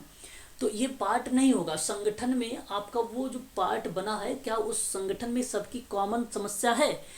तो क्योंकि कॉमन समस्या तो फिर बनेगा, अगर कॉमन समस्या नहीं बनेगा तो संगठन में कॉमन समस्या होती ही नहीं। बात समझ रहे हैं आप? तो इसलिए मैं आपसे कहूँगा कि यहाँ पे विद्यालय, जेल, अस्पताल, पड़ोस को ध्यान में रखें आप लोग, है ना? तो ये आपका करेक्ट हो जाता है आपका यहाँ पर मीज़ो वाला, ठीक है ना, मीज़ो सोशल वर्क पे। उसके बाद आपको देखिए यहाँ पे और भी चीज़ें हैं। अकादमी के रूप में संघर्ष करने वाले छात्रों की मदद करता है, जेल के कैदियों के साथ मादक द्रव्यों के सेवन की वसूली को संबोधित भी करता है, और उन रोगियों की देखभाल में मदद करता है जहाँ पे एक दीर्घकालीन देखभाल के अस्पतालों में भर्ती होती है। तो आप ये कह लीजिए कि वह एक ऑप्शन भी आपको रिप्रेजेंट करेगा दीर्घकालिक वाला, और दीर्घकालिक रिप्रेजेंट करेगा आपको मीज़ो को, ध्यान रखिएगा, भूलिएगा मत, क्योंकि ये इंपॉर्टेंट शब्द है दीर्घकालिक वाला, ठीक है। आगे बात करते हैं, एक होता है फिर मैक्रो का। मैक्रो सोशल वर्क में बात करते हैं तो ये बेसिकली मैक्रो स्तर पर समाज कार्य में जो है नीति निर्माण हो गया, अनुसंधान हो गया, समुदाय आधारित पहल हो गई, इसको शामिल किया गया है। तो अभ्यास के इस स्तर में सामाजिक कार्यकर्ता क्या करता है, ध्यान केंद्रित करता है और बेघर और मादक द्रव्यों का जो सेवन कर रहा है, जो आवास और अधिक जैसे बड़े सामाजिक मुद्दे हैं उनको संबोधित करने में क्या करता है, ये मदद करने में अधिक संभावना निभाता है। तो कुल टोटली आप ये समझ लीजिए कि ये बड़े लेवल पर कहीं ना कहीं जिक्र हो रही है, बड़े लेवल पर बात होती है इसमें। अगर हम बात करें आप लोगों से तो बड़े लेवल से बात होती है। अब देखिए थोड़ा सा ये इंपॉर्टेंट पॉइंट मैंने आप लोगों के लिए लिखा है। माइक्रो लेवल में देख लीजिए लार्ज सिस्टम आता है और ये मीडियम सिस्टम आता है, ये आपका अगर हम बात करें तो कंटेंड सिस्टम आता है। ठीक है, ये 3 बातें आपको ध्यान रखना है इसमें। तो जो माइक्रो में होगा वो देखो इंडिविजुअल होता है, परिवार होता है, रिलेशनशिप होता है। तो ये इंट्रा और इंटर पर्सनल को रिप्रेजेंट करता है, इस बात को आप लोग ध्यान रखिएगा। ये काफ़ी इंपॉर्टेंट कीवर्ड्स हैं, आप इन कीवर्ड्स को अगर आप ध्यान रखेंगे तो आपको ये बहुत आसानी होगा, है ना। अब देखिए जो माइक्रो में जो लार्ज वाला है वो हेल्थ केयर सिस्टम से आता है, पॉलिसी से आता है, लॉ और लेजिस्लेशन से आता है, पॉलिटिकल सब सिस्टम से आता है, इंटरनेशनल असिस्ट से आता है यानी संपत्ति से।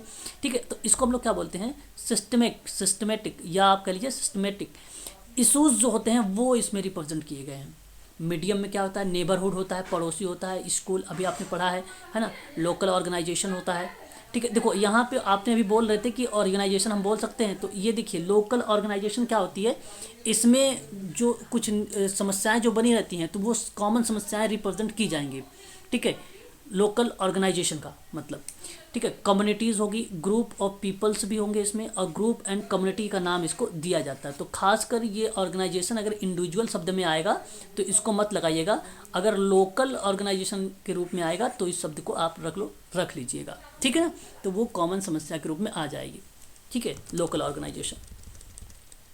तो ये बात एक बार मुझे कंफर्म कर दीजिए, क्या ये बात भी समझ में आ गई है, बता दीजिए। हाँ, तो इसको आप सभी लोग ध्यान रखिएगा। यहाँ से आप लोगों से इसी स्लाइड से कम मैं 8-10 प्रश्न बना सकता हूँ। 8-10 ही नहीं, बहुत सारे प्रश्न बनाए जा सकते हैं इसमें। ठीक है, इसी स्लाइड से।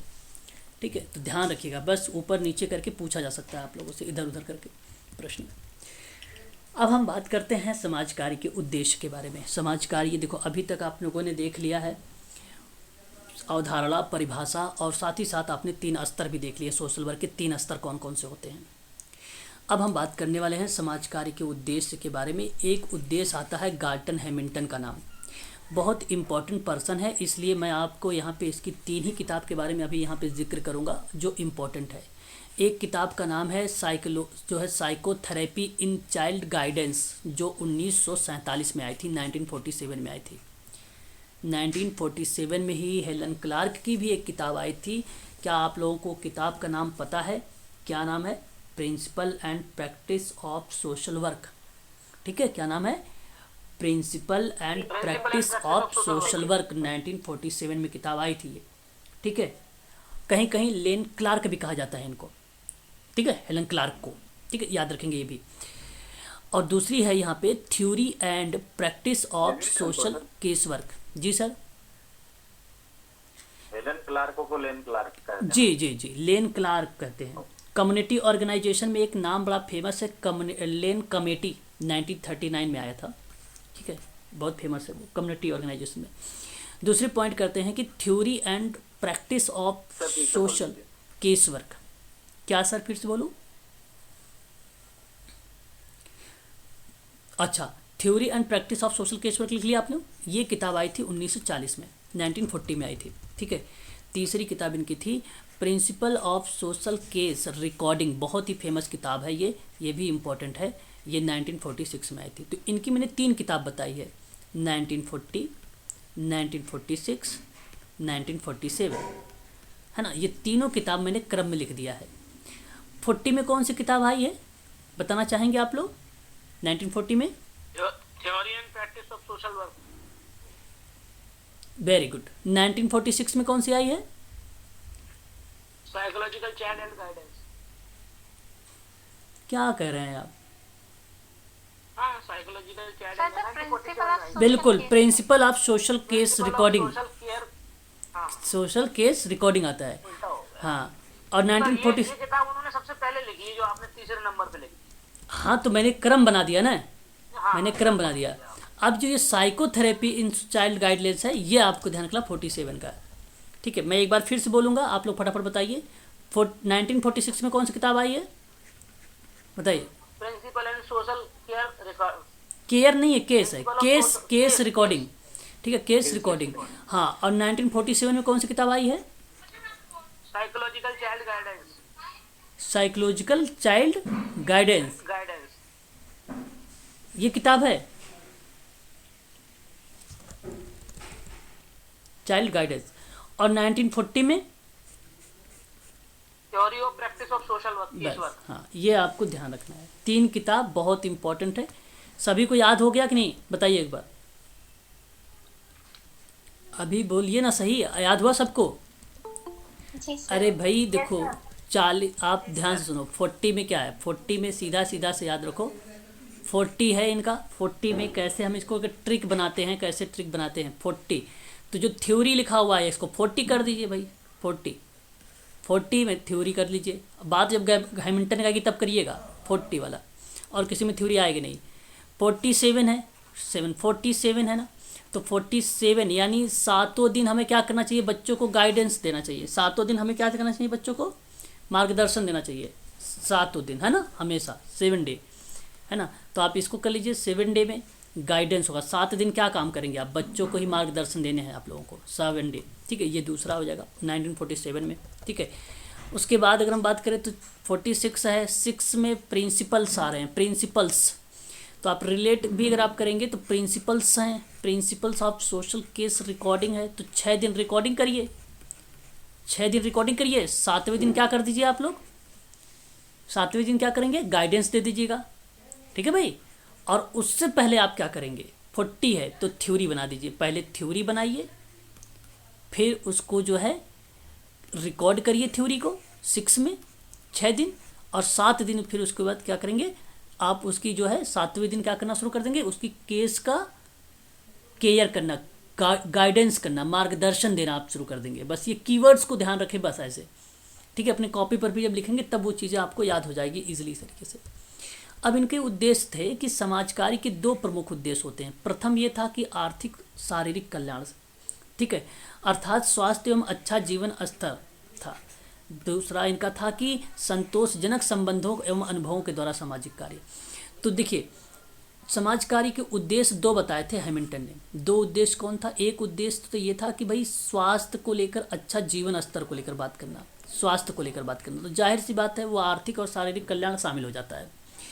दूसरा आपसे कहता है कि भाई अनुभव यानी एक्सपीरियंस पर आधारित था उनका, तो संतोषजनक संबंधों का अनुभव होना, ये दूसरा उद्देश्य बन गया था, ठीक है। तो वृद्धि के अवसर प्रदान करना, इनको वृद्धि में जो है वृद्धि में आने वाली बाधाओं को दूर करना, सेवाओं की क्षमताओं को पूर्ण रूप से विकास करने का प्रयास करना, इसमें सेवार्थी को अपनी विकृति योग्यता, जिसको हमने बोलते हैं बैकल, है ना, बैकल को पुनः स्थापित करने में सहायता मिलती है। तो वो एक प्रकार से क्या बन जाता है, आपका उद्देश्य का पार्ट बनता है। तो केवल 2 बातें ध्यान रखिए, एक तो आर्थिक और शारीरिक कल्याण, जिसको हम स्वास्थ्य को भी शामिल कर लेंगे, संतोषजनक संबंधों के साथ साथ हम अनुभव को शामिल कर लेंगे। ये 2 उद्देश्य थे, 2 उद्देश्य इसके प्रमुख थे। उसके बाद इन्होंने कई और उद्देश्य बताए हैं। गार्टन हैमिल्टन महोदय ने कहा है कि मानवीय आवश्यकताओं, विशेष रूप से वंचितों को न्यूनतम आवश्यकताओं की पूर्ति करता है, सहायता प्रदान करता। वस्तुतः समाज कार्य का सबसे प्रमुख उद्देश्य है वंचितों की सहायता करना, ताकि वो जीवन की न्यूनतम स्तर को प्राप्त कर सकें। फिर कहता है कि समुदाय में जो विद्यमान मनोसामाजिक समस्याएं हैं, उन कारणों का पता लगाना और उसका समाधान कर देना, है ना। व्यक्ति की अगर हम बात करें तो सामाजिक संबंधों को सौहार्दपूर्ण मधुर बनाने की बात करता है। फिर कहता है कि व्यक्तियों में प्रजातांत्रिक, जैसे अगर हम बात करें समता, भ्रातृत्व, स्वतंत्रता का विकास करना, बहुत इजी है इसके उद्देश्य। अधिकारों में प्राप्ति का सहायता देना, सामाजिक उन्नति व विकास के लिए विभिन्न अवसर उपलब्ध कराना, और व्यक्तियों की सामाजिक समस्याओं एवं सामाजिक जो कुरीतियाँ हैं उसके प्रति चेतनाओं को जागरूक करना। पर्यावरण को स्वच्छ एवं विकास के अनुकूल बनाकर संतुलन बनाए रखने में मदद करना। सामाजिक सेवाएं और सामाजिक व्यवस्थाओं में अपेक्षित परिवर्तन लाना, ठीक है। बहुत ही इजी है, मतलब एज अ पॉजिटिव वर्ड में सोचो, अगर आप हैमिल्टन के द्वारा क्या क्या बातें कही जा रही है वो उद्देश्य बन जाएगा। समस्याओं में पाई जाने वाली जो समस्या है उसके विरुद्ध स्वस्थ को जनमत तैयार करना, भाई उद्देश्य है ये। व्यक्तियों की समस्याओं का समाधान करना, ये उद्देश्य है। विकासात्मक क्षमताओं में वृद्धि करना, ये उद्देश्य है। है ना, क्या बन रहे हैं, ये एम बन रहे हैं एक प्रकार से, है ना। फिर कहता है व्यवस्थाओं को प्रभावशाली और मनोचित प्रचलन में, ताकि लोगों का संसाधन एवं सेवाएं उपलब्ध हो सके। लोगों को व्यवस्थाओं से जोड़ना, संसाधन, सेवाएं, अवसर उपलब्ध करा देना है। सामाजिक परिस्थितियों और आवश्यकताओं के अनुसार जो है विधान और अधिनियम का निर्माण कर देना है। यही तो है समाज कार्य का उद्देश्य, समाज कार्य का यही उद्देश्य है। फिर वर्तमान विधान अधिनियम वांछित संशोधन करके सुझाव दे देना। व्यक्तियों के सामंजस्य की क्षमता का विकास कर देना। व्यक्तियों की सामाजिक क्रियाओं और प्रभावपूर्ण बनाने में सहायता दे देना। व्यक्तियों को यथाचित निर्देश देते रहना है। आत्म सहायता या की क्षमता को विकसित कर देना है। व्यक्तियों के उसकी जीवन और सुख शांति का अनुभव कराने का प्रयास कर देना। ये गार्टन हैमिल्टन का एम बन जाएंगे, ऑब्जेक्टिव बन जाएंगे, है कि नहीं। समझ गए आप लोग, बताइए।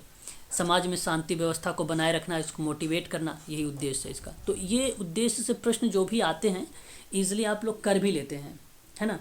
सारे जो प्रश्न आते हैं उद्देश्य में वो भी ईजिली कर लेते हैं। जैसे मैं अब यहाँ पर एक प्रश्न बनाऊंगा, आप लोग समझिएगा थोड़ा सा, ठीक है। अब मैं एक प्रश्न बनाता हूँ यहीं पर, ताकि आप अगले प्रश्न को भी फिर आसानी से ईजिली कर ले, ठीक है। चलिए ध्यान से आप लोग सुनिएगा प्रश्न को। आवाज़ मेरी जा रही है ना क्लियर, कोई दिक्कत तो नहीं है ना, बताइए। हेलो,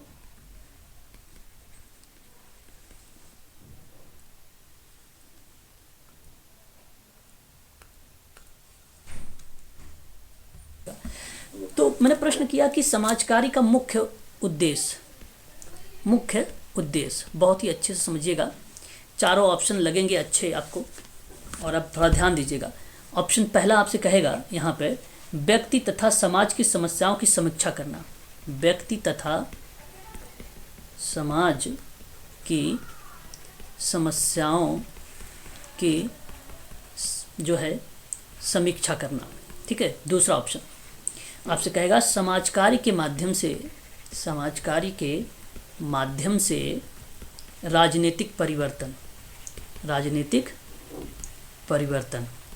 तीसरा ऑप्शन आपसे बोलेगा समाज तथा व्यक्ति की समस्या का समाधान करना। नंबर 4 आपका बन जाएगा पर्यावरण के प्रति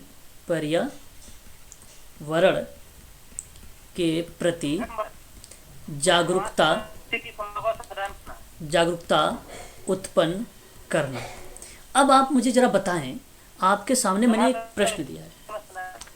सर वैसे तो तीसरा ठोस पॉइंट है, लेकिन मेरे हिसाब से सभी सही है इसमें सर। इसमें सभी सही हैं, लेकिन मैंने कूट नहीं दिया है आपको। एक ही ऑप्शन का चुनाव करना है। Third number sir. तो सर तीसरा थर्ड नंबर। बिल्कुल, यहाँ जब आपने बताया कि समाज जो है व्यक्ति की समस्याओं का समाधान करता है, ये समाज कार्य का मुख्य उद्देश्य बनेगा। बहुत बढ़िया जवाब दिया आपने। जब कूट में लाता आपके सामने तो इन सभी ऑप्शनों पर आप चुनाव करते फिर, ठीक है ना। तो सबसे जो बेटर लगता है उसको हम यहाँ पे शामिल करते हैं। अब एक और सवाल देता हूँ, इसी से समझिएगा दोनों प्रश्न मैं आपसे कह रहा हूँ, ठीक है। प्रश्न आपसे बोल रहा हूँ मैं, समाज कार्य के उद्देश्य। अब देखिए, समाज कार्य का उद्देश्य कह लो या लक्ष्य कह लो, बात एक ही है। लक्ष्यों की प्राप्ति में किसे शामिल नहीं किया जाता है। 4 ऑप्शन है, ध्यान से समझिएगा। पहला ऑप्शन कल्याण एवं सामाजिक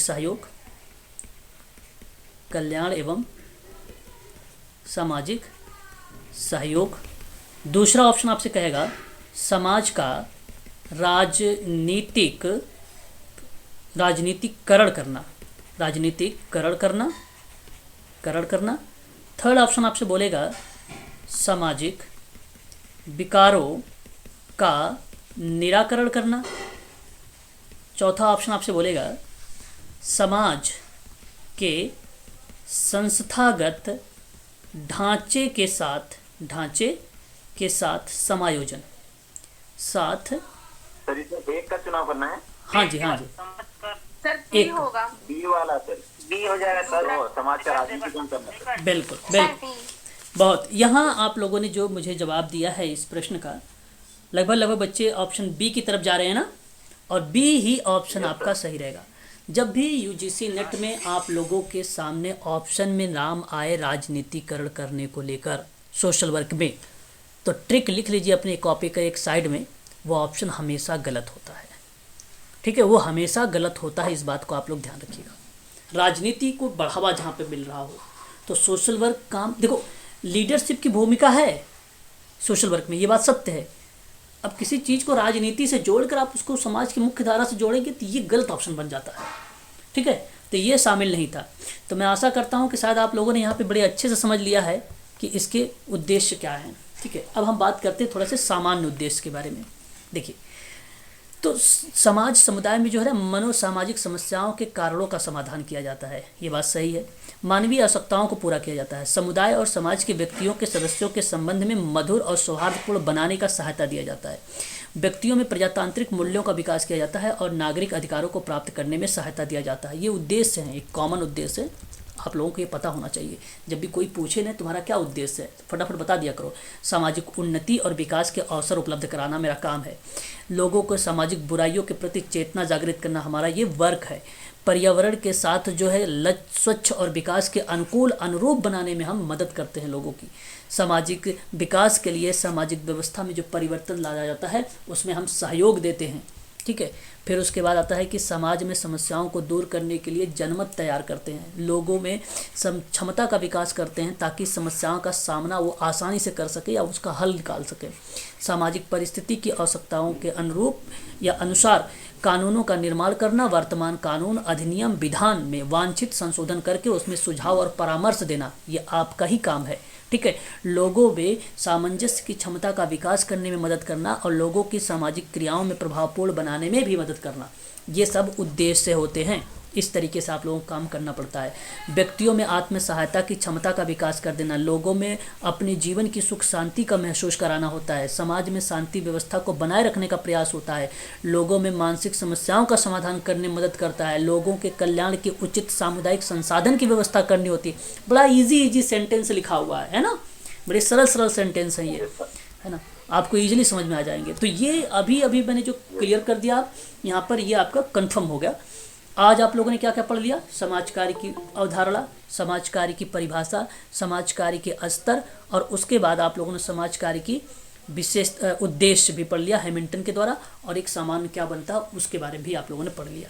ठीक है, तो अभी और आप विशेषताएं करेंगे कि अभी रहने दें, इसी तक आगे लेके चले? बताओ,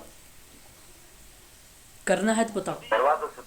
चलो करवा दीजिए सर। ठीक है, देखिए समाज कार्य की अगर प्रमुख विशेषताओं की बात करें अगर हम लोग, तो आप देख लीजिए समाज कार्य एक व्यावसायिक सेवा है, ये बात आप जानते हैं। विशेषताओं का मतलब जैसे मैं कहूँ अगर आपकी कि आपकी कुछ एक विशेषता है, आपकी विशेषता है कि आप भाई पंचुअलिटी हैं बहुत, है ना, समय पर काम करते हैं, समय से आप पढ़ाई करते हैं, है ना। ऐसा नहीं कि जब पेपर आता है तो 15 दिन 1 महीने पहले से पढ़ाई करते हैं। पढ़ाई करने का मतलब होता है अगर एग्ज़ाम वगैरह क्रैक करना अगर होता है तो हमें शुरुआत से ही पढ़ना चाहिए, 6 महीने 7 महीने 1 साल से पढ़ना चाहिए, तब जाके एग्ज़ाम क्रैक होता है ना। वो तुक्का होता है भाई कि वो निकल, अच्छा एक बार में क्रैक किसने करता है? जैसे एक बार में वो क्रैक करते हैं जो बच्चे कंटिन्यू पढ़ाई करते हुए आते रहते हैं, है ना। तो अब जिसने MSW BSW किया है, फिर अगर UGC में जाके अप्लाई कर लेते हैं तो उनको जब कॉन्सेप्ट क्लियर वगैरह होता है तो वो आसानी से क्रैक कर सकते हैं। ठीक है, और जो बच्चे पढ़ाई छोड़ देते हैं फिर बाद में पढ़ाई स्टार्ट करते हैं, अब शुरुआत से पढ़ते नहीं हो कि भाई लाओ 6 महीने से स्टार्ट कर दे पढ़ाई, 1 साल से स्टार्ट कर दे, ठीक है, तो वहाँ पर वो अनसक्सेस हो जाते हैं। ठीक, अगर शुरुआत से करते तो सक्सेस हो जाते हैं। तो ये प्रक्रिया मैं ये इसलिए कह रहा हूँ आप लोगों को कि आपकी विशेषताएं होती हैं, आपकी एक स्पेसिफिक चीज़ें होती हैं। ठीक है, तो उसी तरीके से समाज कार्य की भी विशेषता है। जैसे पेन है, पेन की विशेषता यह है कि पेन की इंक जो है ब्लू कलर का है, पेन से लिखा जाता है, ये विशेषता है पेन की। मोबाइल की विशेषता क्या है? मोबाइल से भाई फ़ोन आता है, फ़ोन लगा सकते हैं, मैसेज करते हैं, है ना, ये विशेषता है। ठीक उसी प्रकार से समाज कार्य की भी विशेषता है। समाज कार्य की विशेषता ये है कि यह एक व्यावसायिक सेवा है, वह एक वैज्ञानिक और क्रमबद्ध ज्ञान पर आधारित प्रणाली है। वैज्ञानिक क्रमबद्धता ज्ञान प्रणालियों पर आधारित है ये सोशल वर्क, इस वजह से यह एक व्यावसायिक सेवा है। फिर कहता है कि समाज कार्य जो है समस्याओं का मनोसामाजिक अध्ययन करता है, फिर निदान करता है, फिर मूल्यांकन के बाद, मूल्यांकन करने के पश्चात भी प्रदान की जाती है। तो मतलब ऐसा थोड़ी है कि मूल्यांकन कर दिया तो फिर आप काम ही नहीं करोगे। अब जैसे होता है ना बहुत लोग, अभी अब डॉक्टर लाइन में अगर हम जाते हैं, बेसिकली ज़्यादा देखते हैं तो एक बार दवा लेके आते हैं तो दोबारा कहाँ जाते हैं? मरीज भी नहीं जाते हैं, पेशेंट भी नहीं जाते हैं डॉक्टर के पास, भाई कौन बार बार पैसा लगाएगा? फिर उसको छोड़ देते, पता नहीं ठीक हुआ कि नहीं ठीक हुआ। लेकिन सोशल वर्क में क्या होता है भाई, हम डायग्नोसिस प्रक्रिया बराबर चलते रहते, देखते रहते, वो ठीक हो गया तब भी 1 सप्ताह, 10 दिन बाद, 15 दिन बाद, महीने बाद हम उसकी खोज खबर लेते रहते हैं, भाई क्या कोई समस्या फिर उभरी कि नहीं उभरी, और नहीं उभरी कोई बात नहीं, तब भी पूछेंगे हम लोग, है ना। ये हमारा है गोल है, हमारा एक टास्क है वह। फिर कहता है कि समाजकारी जो है समस्याग्रस्त व्यक्तियों को मदद प्रदान करने में कार्य करता है। समाजकारी सहायता किसी व्यक्ति और समूह समुदाय को प्रदान की जाती है। समाजकारी सेवार्थी में आत्म सहायता की क्षमता उत्पन्न करती है ना। फिर उसके बाद देखिए, अच्छा ये आपका यहाँ पर क्लियर हो गया, ये विशेषताएं कुछ खास नहीं है, इतनी ही है, ठीक है, तो इजीली आप कर लेंगे, है ना, इसमें कोई बहुत बड़ी चीज़ नहीं है। अब बात करते हैं समाजकारी व्यवसाय के कुछ प्रमुख अंग के बारे में, बहुत ही इम्पोर्टेंट शब्द ये भी है। समाजकारी एक व्यावसायिक समाजकारी है जो व्यावसायिक ज्ञान और सिद्धांतों पर आधारित है। समाजकारी भाई व्यावसायिक ज्ञान पर आधारित है और सिद्धांत पर भी आधारित है ना। इसी के माध्यम से हम सहायता प्रोवाइड कराते हैं, ठीक है। तो यहाँ पे अगर हम बात करें तो समाजकारी के अंतर्गत जो है शिक्षित सामाजिक कार्यकर्ता के माध्यम से समस्याग्रस्त सेवार्थी की समस्या का समाधान करने का एक प्रक्रिया मानी जाती है, ठीक है। तो अगर मैं आप लोगों से बात करूं यहाँ पे, तो आप देख सकते हैं कि समाजकारी व्यवसाय के 3 प्रमुख अंग हैं, एक कार्यकर्ता है, एक सेवार्थी है, एक संस्था है। ध्यान रखिएगा, बहुत इंपॉर्टेंट शब्द है ये आपके सामने, ठीक है। तो जब कार्यकर्ता की बात आती है तो ये बात पता है आप सबको कि कार्यकर्ता समाजकारी में शिक्षित और प्रशिक्षित एक ऐसा व्यावसायिक व्यक्ति होता है जिसे समाजकारी की सिद्धांत का ज्ञानी होता है जो। फिर कहता है कि समाज कार्यकर्ता के पास व्यावसायिक कौशल और निपुणताएं होती हैं और उसमें मानव व्यवहार गतिविधियां का प्रवृत्ति का भी जानकारी होती है। सामाजिक कार्यकर्ता को सामाजिक मामलों का भी जानकारी होती है। सामाजिक कार्यकर्ता में व्यक्ति समूह समुदाय की आवश्यकता और समस्याओं को समझ की योग्यता भी होती है। समाज कार्यकर्ता सेवार्थी की समस्या को समझकर उसकी मदद भी करता है। सेवार्थी की आत्मबोध का विकास करता है, उसमें व्यक्तित्व का विकास करता है, समस्या समाधान का पूरा अवसर प्रदान करता है। तो बताइए ये सोशल वर्कर हुआ कि नहीं हुआ? सोशल वर्कर के अंदर इतनी सारी एबिलिटी आती है कि नहीं आती है? तो इसलिए इसको कहा जाता है कि समाज कार्य के अंतर्गत 3 अंग पाए जाते हैं। एक कार्यकर्ता होता है, जो कार्यकर्ता आप लोग हैं, और आप सब के जो मैंने यहाँ पे लिखा है ये सारी एबिलिटी आप सबके अंदर है। इसी को अब अपने अंदर जो एबिलिटी होगी, कार्यकर्ता अगर पूछ ले 3 अंग बताइए समाज कार्य के बारे में, फटाफट ये सारे लिख दीजिएगा जो आपके अंदर एबिलिटी होगी, है ना। तो बड़ा सिंपल सा सवाल भी इसका आता है, आप लोग इजीली भी कर भी लेंगे, है ना, कोई दिक्कत भी नहीं होगी इसमें। आगे बात करते हैं सेवार्थी क्या होता है। देखिए सेवार्थी क्या होता है कि समाज कार्य में जो है सेवा का प्रमुख केंद्र सेवार्थी माना जाता है। देखिए समाज कार्य में सेवा का प्रमुख केंद्र सेवार्थी माना जाता है, ये बात सत्य है। लेकिन जब फैक्ट पर आता है सामाजिक समूह कार्य में कि सदस्य जो होगा वो केंद्र होगा, तो नाम किसका आता है? ट्रेकर का। वो किसका नाम आता है? ट्रेकर का आता है। इस बात को आप लोग ध्यान रखेंगे। फिर कहता है कि सेवार्थी सेवा का उपभोक्ता, सेवा का उपभोग करने वाला अथवा जिससे सेवा या सहायता प्रदान की जाती है। सेवार्थी कोई व्यक्ति, समूह अथवा समुदाय हो सकता है। बिल्कुल बात सही है। सेवार्थी तो भाई सेवार्थी भी हो सकता है, तो बात सही है, कोई भी व्यक्ति भी हो सकता है। समूह में भी जो समूह में ऑलरेडी उसने कहा भी है ट्रेकर ने, और समुदाय जो बनाया गया है पार्ट, वो भी एक प्रकार से बन सकता है, ठीक है। तो ये ध्यान रखिएगा, ये सेवार्थी बन सकते हैं। लेकिन परिभाषा के रूप में अगर पूछता है ये किसने कहा है, तो ट्रेकर ने ही बोला और कोई विद्वान ने नहीं बोला है। बाकी ये हम लोग मानते हैं और मानना भी चाहिए हम लोगों को। सेवार्थी के रूप में व्यक्ति को जो है व्यक्ति की कुछ विशेष आवश्यकताएं होती हैं, समस्याएं भी होती हैं। उनके समाधान में जब वह असमर्थ होता है तो फिर वह संस्था के पास आता है सहायता लेने के लिए। तो सेवार्थी की जो समस्याएं होती है, जैसे मानसिक हो सकती है, सामाजिक हो सकती है, शारीरिक हो सकती है, किसी भी प्रकार की समस्याएं हो सकती है। अब समस्याग्रस्त होने के बाद वह व्यक्ति जो है संस्था में आता है, तो उसकी समस्या के संबंध में उसके पूरे व्यक्तित्व से रिलेट करके हम उनकी समस्याओं की पहचान करके उनका निदान करते हैं और उपचार की प्रक्रिया को संचालित कर देते हैं। तो सेवार्थी आप जब भी आता जानते हैं आप लोग सेवार्थी। अच्छा एक बात ये भी ध्यान रखिएगा, सेवार्थी कैसा भी हो, जैसा भी होगा वैसे ही आपको एक्सेप्ट कर लेना है ना। सेवार्थी नहीं कि भाई अगर सेवार्थी मतलब लो बस्ती से है या किसी लो कम्युनिटी से है तो उसको हम नहीं लें, सबको लेना है आप लोगों को, ठीक है। यहाँ तक द्रव्य व्यसनी वाला कोई व्यक्ति मिल जाए, है ना, मर्डर वाला कोई पूर्व अपराधी वाला मिल जाए, उसके साथ भी आप लोगों को काम करना है, ठीक है। तो उनकी समस्याओं को समझकर फिर उसको निदान करने की प्रक्रिया जो होती है वो। तो सेवार्थी कैसा होता, कौन सा होता है, ये आपको अच्छे से पता है। उसके पास एक समस्याएं होती हैं। 4 Ps आएगा तो मैं वहाँ पे आपको बताऊंगा। 4 Ps में जो पर्सन होता है ना, उसके बारे में चर्चा मैं करूँगा आप लोगों से, ठीक है ना। तो यहाँ पे आप लोग इसको ध्यान रखेंगे लेकिन परंतु, ठीक है। एक होता है अच्छा वही एक क्लाइंट सेवार्थी, फिर एक आती है संस्था, ठीक है। तो समाज कार्य में आवश्यक जो है अंगों में अगर हम बात करें, संस्था का एक महत्वपूर्ण स्थान होता है ना, समाज कार्य में। अगर हम बात करें, समाज कार्य के अंग 3 होते हैं, एक कार्यकर्ता होता है, एक सेवार्थी होता है और एक संस्था होती है। सबसे ज़्यादा अगर कोई इन तीनों में सबसे महत्वपूर्ण अंग है तो वो कौन सी है? संस्था है। ध्यान रखिएगा, संस्था को आप प्राथमिकता दीजिएगा, क्योंकि समाज कार्य में समस्या का समाधान की कार्यविधि सभी स्थान में संपन्न नहीं होती है। इसके लिए एक स्थान की आवश्यकता होती है जहाँ पर सेवार्थी के समस्याओं को सुलझाने की सहायता की जा सके। देखिए, कुछ ऐसे भी होते हैं कि अगर मान लो नहीं आ पा रहे हैं तो हम अनौपचारिकता को भी फॉलो कर लेते हैं, ठीक है ना, तो वो भी है। लेकिन पर्टिकुलर अगर जब संस्था का नाम हमने लिया है तो यहाँ पे औपचारिकता का यूज़ होता है, ना कि अनौपचारिकता का यूज़ होता है, ठीक है। संस्था का नाम लिया है तो संस्था वह स्थान होता है जहाँ पर सामाजिक कार्यकर्ता एक कर्मचारी के तौर पर अपनी सेवाएं उपलब्ध करने के लिए तैयार रहता है। तो आप लोग संस्था से जुड़े रहते हैं। तो जब कोई क्लाइंट आपके पास आता है तो उसकी समस्या का समाधान करने के लिए आप अध्ययन करते हैं, निदान करते हैं, उपचार करते हैं, मूल्यांकन करते हैं, फिर उस प्रक्रिया का समाप्ति करते हैं। इन प्रक्रिया से आप होकर गुजरते हैं। फिर संस्था के द्वारा जो है समस्या समाधान के लिए आवश्यक भौतिक और कार्यविधि उपकरण और विशेषज्ञों की सेवाओं के रूप में सहायता की व्यवस्था आप करते हैं। तो ये आपकी संस्था का रूप बन जाता है। तो मैं आशा करता हूँ कि आप लोगों को ये भी समझ में आ गया होगा। क्लियर हो? बताइए एक बार। सेवार्थी, कार्यकर्ता और संस्था समझ में आया आपको? ये 3 अंग है। तीनों अंग के बारे में अगर नहीं समझ में आया तो आप पूछ लीजिएगा, ठीक है ना, कोई दिक्कत अगर आएगी तो। उसके बाद देखिए समाज कार्य की प्रणाली आती है। समाज कार्य की प्रणालियाँ जो है ना, वैसे 6 प्रणाली है और इन प्रणालियों को 2 भागों में बांटा गया है। तो कहीं कहीं इसको पद्धति भी कहा जाता है, यानी सिस्टम कहा जाता है इसको, ठीक है। तो अगर मैं आपसे बात करूं, आप देख सकते हैं यहाँ पर 6 प्रणालियों के बारे में। जो 2 भागों में बांटा गया है उसका नाम है एक प्राथमिक प्रणाली, एक का नाम है सहायक प्रणाली। तो हम जब डिवाइड करते हैं 2 पार्ट में तो एक प्राइमरी मेथड बनता है और एक क्या बनता है? एक्सरली मेथड बनता है, ठीक है। कहीं कहीं इसको हेल्पिंग मेथड भी कहा जाता है ना, बात वही है, ठीक है। फिर अगर हम बात करते हैं, देखिए प्राथमिक प्रणाली के अंतर्गत कौन कौन से आता है। जो प्राइमरी मेथड होता है उसके अंतर्गत आपका आता है व्यक्तिगत समाज कार्य, दूसरा आता है आपका सामाजिक समूह कार्य, तीसरा आपका आता है सामुदायिक संगठन, ठीक है। और जिसको मैं एक्सरल बोल रहा था, जिसको हम गौड़ भी कह सकते हैं, द्वितीयक भी बोल सकते हैं और सहायक भी बोल सकते हैं। सहायक लिखा हुआ है, सहायक प्रणाली है ये। तो समाज कल्याण प्रशासन भी होता है ये, और इसमें समाज कार्य अनुसंधान भी होता है, इसमें आपका सामाजिक क्रिया होती है। ये अगर बात करें तो ये बांटा किसने है मालूम है आप लोगों को? किसने इसको डिवाइड किया है? 1936 में वाल्टर एंड फ्रीलैंडर ने।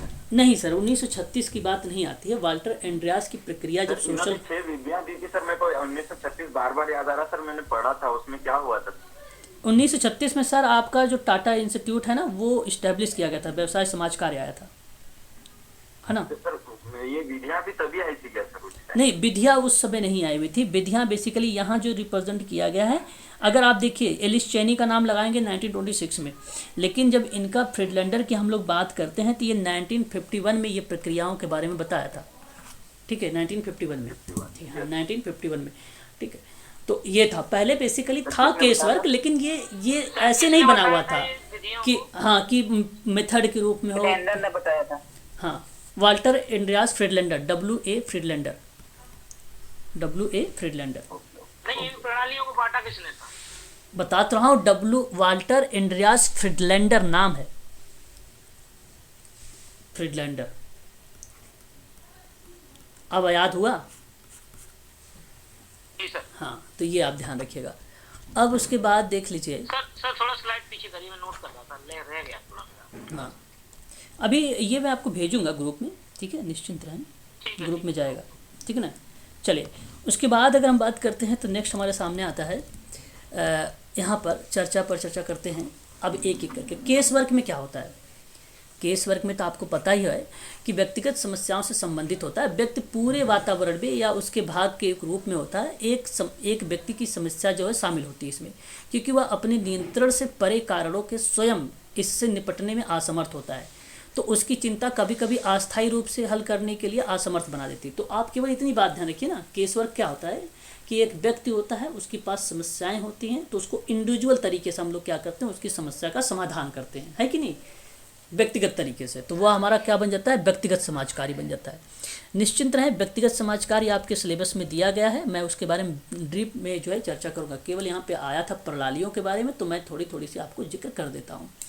बात जब आता है सामाजिक समूह कार्य के बारे में, तो एक समाज कार्य के अंतर्गत ये भी आता है। तो सामाजिक समूह कार्य का मतलब होता है कि ग्रुप में जो चीज़ें हो रही है ना, तो व्यक्तियों का एक समूह रहेगा, उन्हीं के समूह के अनुभव के माध्यम से मदद किया जाता है ताकि उन्हें बेहतर संबंधों का सामाजिक कार्य प्रणाली को और बढ़ाने में मदद मिल सके। तो जब आप ग्रुप के साथ काम करेंगे, ध्यान रखिए ये भी कि ग्रुप में कॉमन गोल होना ज़रूरी है ना। कॉमन गोल मान लीजिए किशोरावस्था की, जैसे आप किसी बस्ती में गए, किसी एरिया में आप गए, मान लीजिए आपके जो है वहाँ पे किशोरावस्था के व्यक्ति मिले, आपको बाल्यावस्था के व्यक्ति मिले, युवावस्था के व्यक्ति मिले, तो इनमें समस्याएं क्या हैं, इस तरीके से आप एक वर्ग बना लीजिए और किशोरावस्था का यहाँ पर समस्याओं को रख लीजिए, ठीक है, और फिर बाल्यावस्था के इधर रख लीजिए, इधर युवावस्था को रख लीजिए, फिर इनके काम करिए अलग अलग, ठीक है ना। इस तरीके से आपको बनाना पड़ेगा। जब इस तरीके से काम होता है तो वो ग्रुप वर्क के अंतर्गत शामिल कर लिया जाता है कि ये ग्रुप वर्क हो रहा है। समस्याएं कॉमन होनी चाहिए, ठीक है।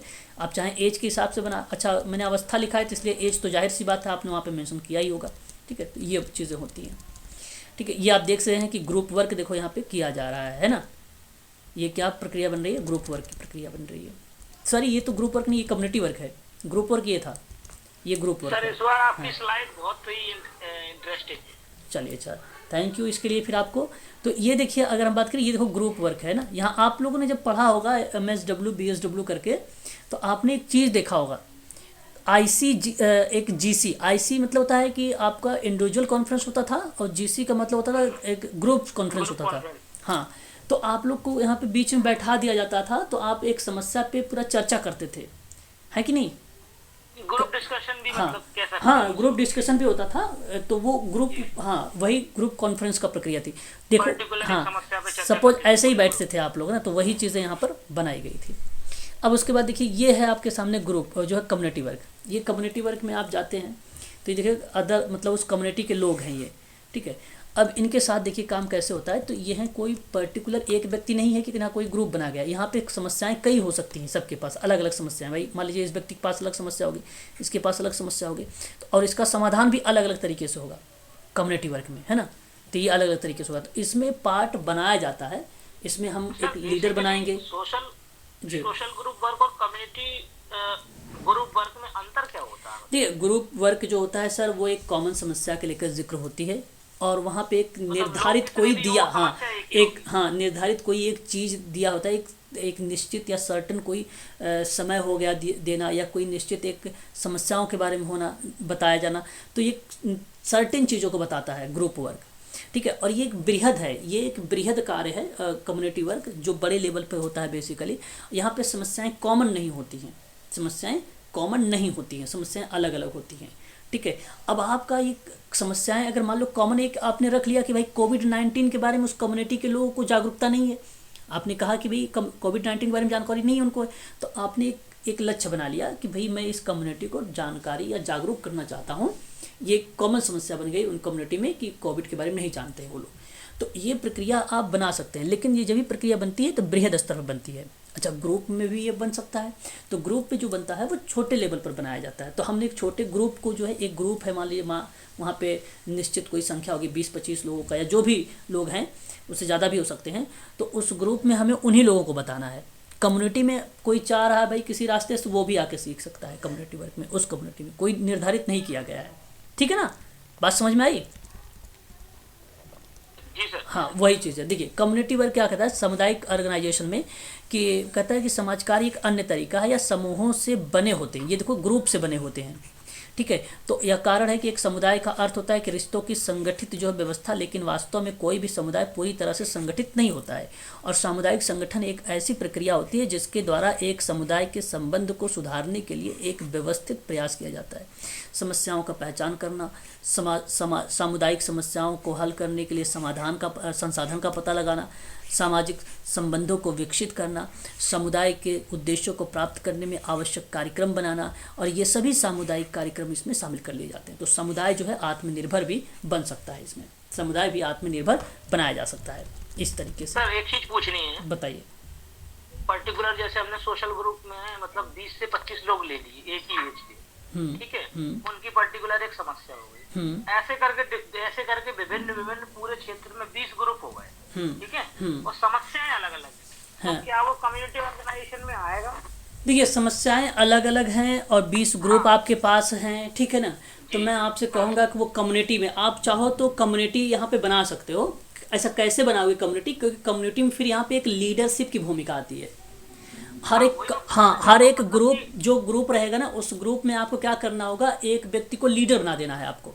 अब आप हर ग्रुप को थोड़ी हैंडल करेंगे आप, है ना। तो और ज्यादा कार्यकर्ताओं की आवश्यकता, हाँ, तब और कार्यकर्ता की आवश्यकता पड़ेगी, तब वो प्रक्रिया आप वहाँ पे संचालित कर सकते हैं, करेक्ट रहेगा, ठीक है, कोई दिक्कत नहीं। फिर उसके बाद देखिए समाज कल्याण प्रशासन आता है। ये नाम जानते हैं, ये एक ऐसी प्रक्रिया है जिसके माध्यम से निजी और सार्वजनिक दोनों प्रकार के, अभी मैंने शुरुआत में बताया था सोशल वर्क जब पढ़ा रहा था, तो समाजकारी सेवाओं को व्यवस्थित और प्रशासित किया जाता है इसमें। तो कार्यक्रम विकसित करना होता है, संसाधन जुटाना होता है, कर्मियों की चयन होता है, भर्ती होता है, उचित संगठन होता है, समन्वय होता है, कुशल होता है, सहानुभूति पूर्ण नेतृत्व प्रदान करना होता है। अब ये याद रखिएगा आप लोग एक बात और, ये अप्रत्यक्ष प्रणाली यहीं से शुरुआत होती है।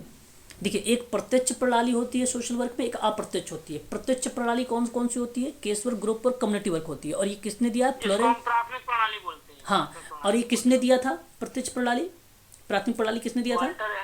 नहीं नहीं नहीं नहीं, मैं ये नहीं कह रहा हूँ, मैं आपसे कह रहा हूँ प्रत्यक्ष और अप्रत्यक्ष की अवधारणा किसने दिया है समाज कार्य में, मैं ये कह रहा हूँ। जो प्राथमिक प्रणाली और द्वितीयक प्रणाली पढ़े थे वाल्टर एंडियास के, प्रत्यक्ष और अप्रत्यक्ष फ्लोरेंस होलिस ने दिया है, फ्लोरेंस होलिस ने दिया है, ध्यान रखिएगा, है ना। तो यहाँ होलिस, फ्लोरेंस होलिस, मैं लिख रहा हूँ यहाँ पे, लिख लीजिए फ्लोरेंस। जी सर, समाज कार्य की प्रत्यक्ष प्रणाली। अच्छा, एक मिनट सर, एक मिनट, हाँ जी, समझा देता हूँ, देख लीजिए एक बार यहाँ पे, आप देख लीजिए, फिर से देख लीजिए ताकि आपको समझ में आ जाए, दिक्कत ना हो आपको। देखिए यहाँ पे प्राथमिक प्रणाली लिखी है ना, इसको बोलते हैं हम लोग प्रत्यक्ष। ये देखिए द्वितीय सहायक लिखा, इसको बोलते हैं अप्रत्यक्ष। और ये जो बोला है ना, उसका नाम है फ्लोरेंस होलिस, ठीक है, फ्लोरेंस होलिस बोला है ये, ठीक है, याद रखिएगा, पेपर में पूछा गया प्रश्न है। आगे देखिए, तो फिर वाल्टर एंडियस फेडरेशन ने क्या प्रणाली दी थी? भाई वही बात है, उन्होंने नाम दिया प्राथमिक और सहायक, प्राथमिक और सहायक, है ना।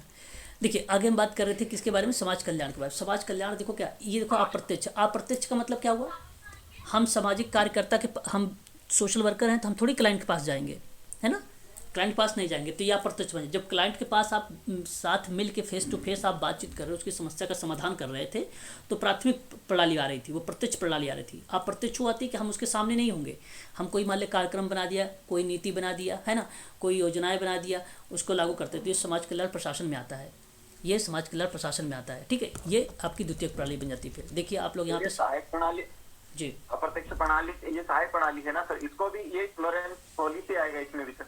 हाँ सर, मैंने बताया ना, आप प्रत्यक्ष प्रणाली में तो 3 आता है, प्रथम प्रत्यक्ष प्रणाली में 3 आता है, तो जो जाहिर सी बात है, जो 3 आते हैं वो तीनों कहलाएंगे, फिर आपके तीनों कहलाएंगे। आप तीनों फ्लोरेंस होलिस ने बताया ना सर, वही पूछ रहा सर, आप तीनों बताया है, लेकिन ये बताया है अप्रत्यक्ष प्रणाली में। आप पर्टिकुलर नाम मत लीजिए कि समाज कल्याण प्रशासन फ्लोरेंस होलिस ने बताया है, आप पर्टिकुलर नाम लेंगे तो गलत हो जाएगा। आप प्रत्यक्ष प्रणाली के अंतर्गत 3 भाग आते हैं, तीनों भागों के बारे में जिक्र करने वाला विद्वान फ्लोरेंस होलिस होता है। पर्टिकुलर में नाम समाज कल्याण प्रशासन हुआ, सामाजिक नीति हुआ, जॉन किडना वगैरह का नाम आता है जब उन लोगों ने परिभाषित वगैरह करते हैं, ठीक है, उन सब का नाम आता है, हाँ उन सब का नाम आता है।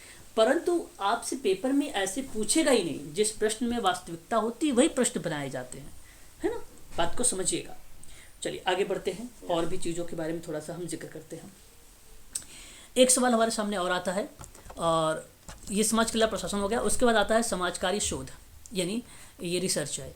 तो ये नए तथ्यों का पता लगाना, पुरानी परिकल्पनाओं का परीक्षण करना, मौजूद सिद्धांतों को सत्यापित करना, उन समस्याओं के कारण संबंधों की खोज करना जो एक व्यवस्थित जांच होती है, जिसमें सामाजिक कार्यकर्ता रुचि रखता है। और किसी भी प्रकार का समाज कार्य विज्ञान वैज्ञानिक रूप से जो है आरंभ करने के लिए सामाजिक कार्य अनुसंधान और सर्वेक्षणों के माध्यम से दी गई जो स्थिति होती है उसको एक व्यवस्थित अध्ययन करता है, वो समाज कार्य रिसर्च कहलाता है या समाज कार्य शोध कहलाता है। बस ये बात आप लोग ध्यान रखेंगे। ये देखो सोशल एक्शन है, यहाँ पर आप देख रहे हैं कि सामाजिक क्रिया का जो उद्देश्य होता है वो सामाजिक प्रगति सुनिश्चित करने के लिए वांछित परिवर्तन लाता है और सामाजिक समस्याओं के बारे में जागरूकता पैदा करता है।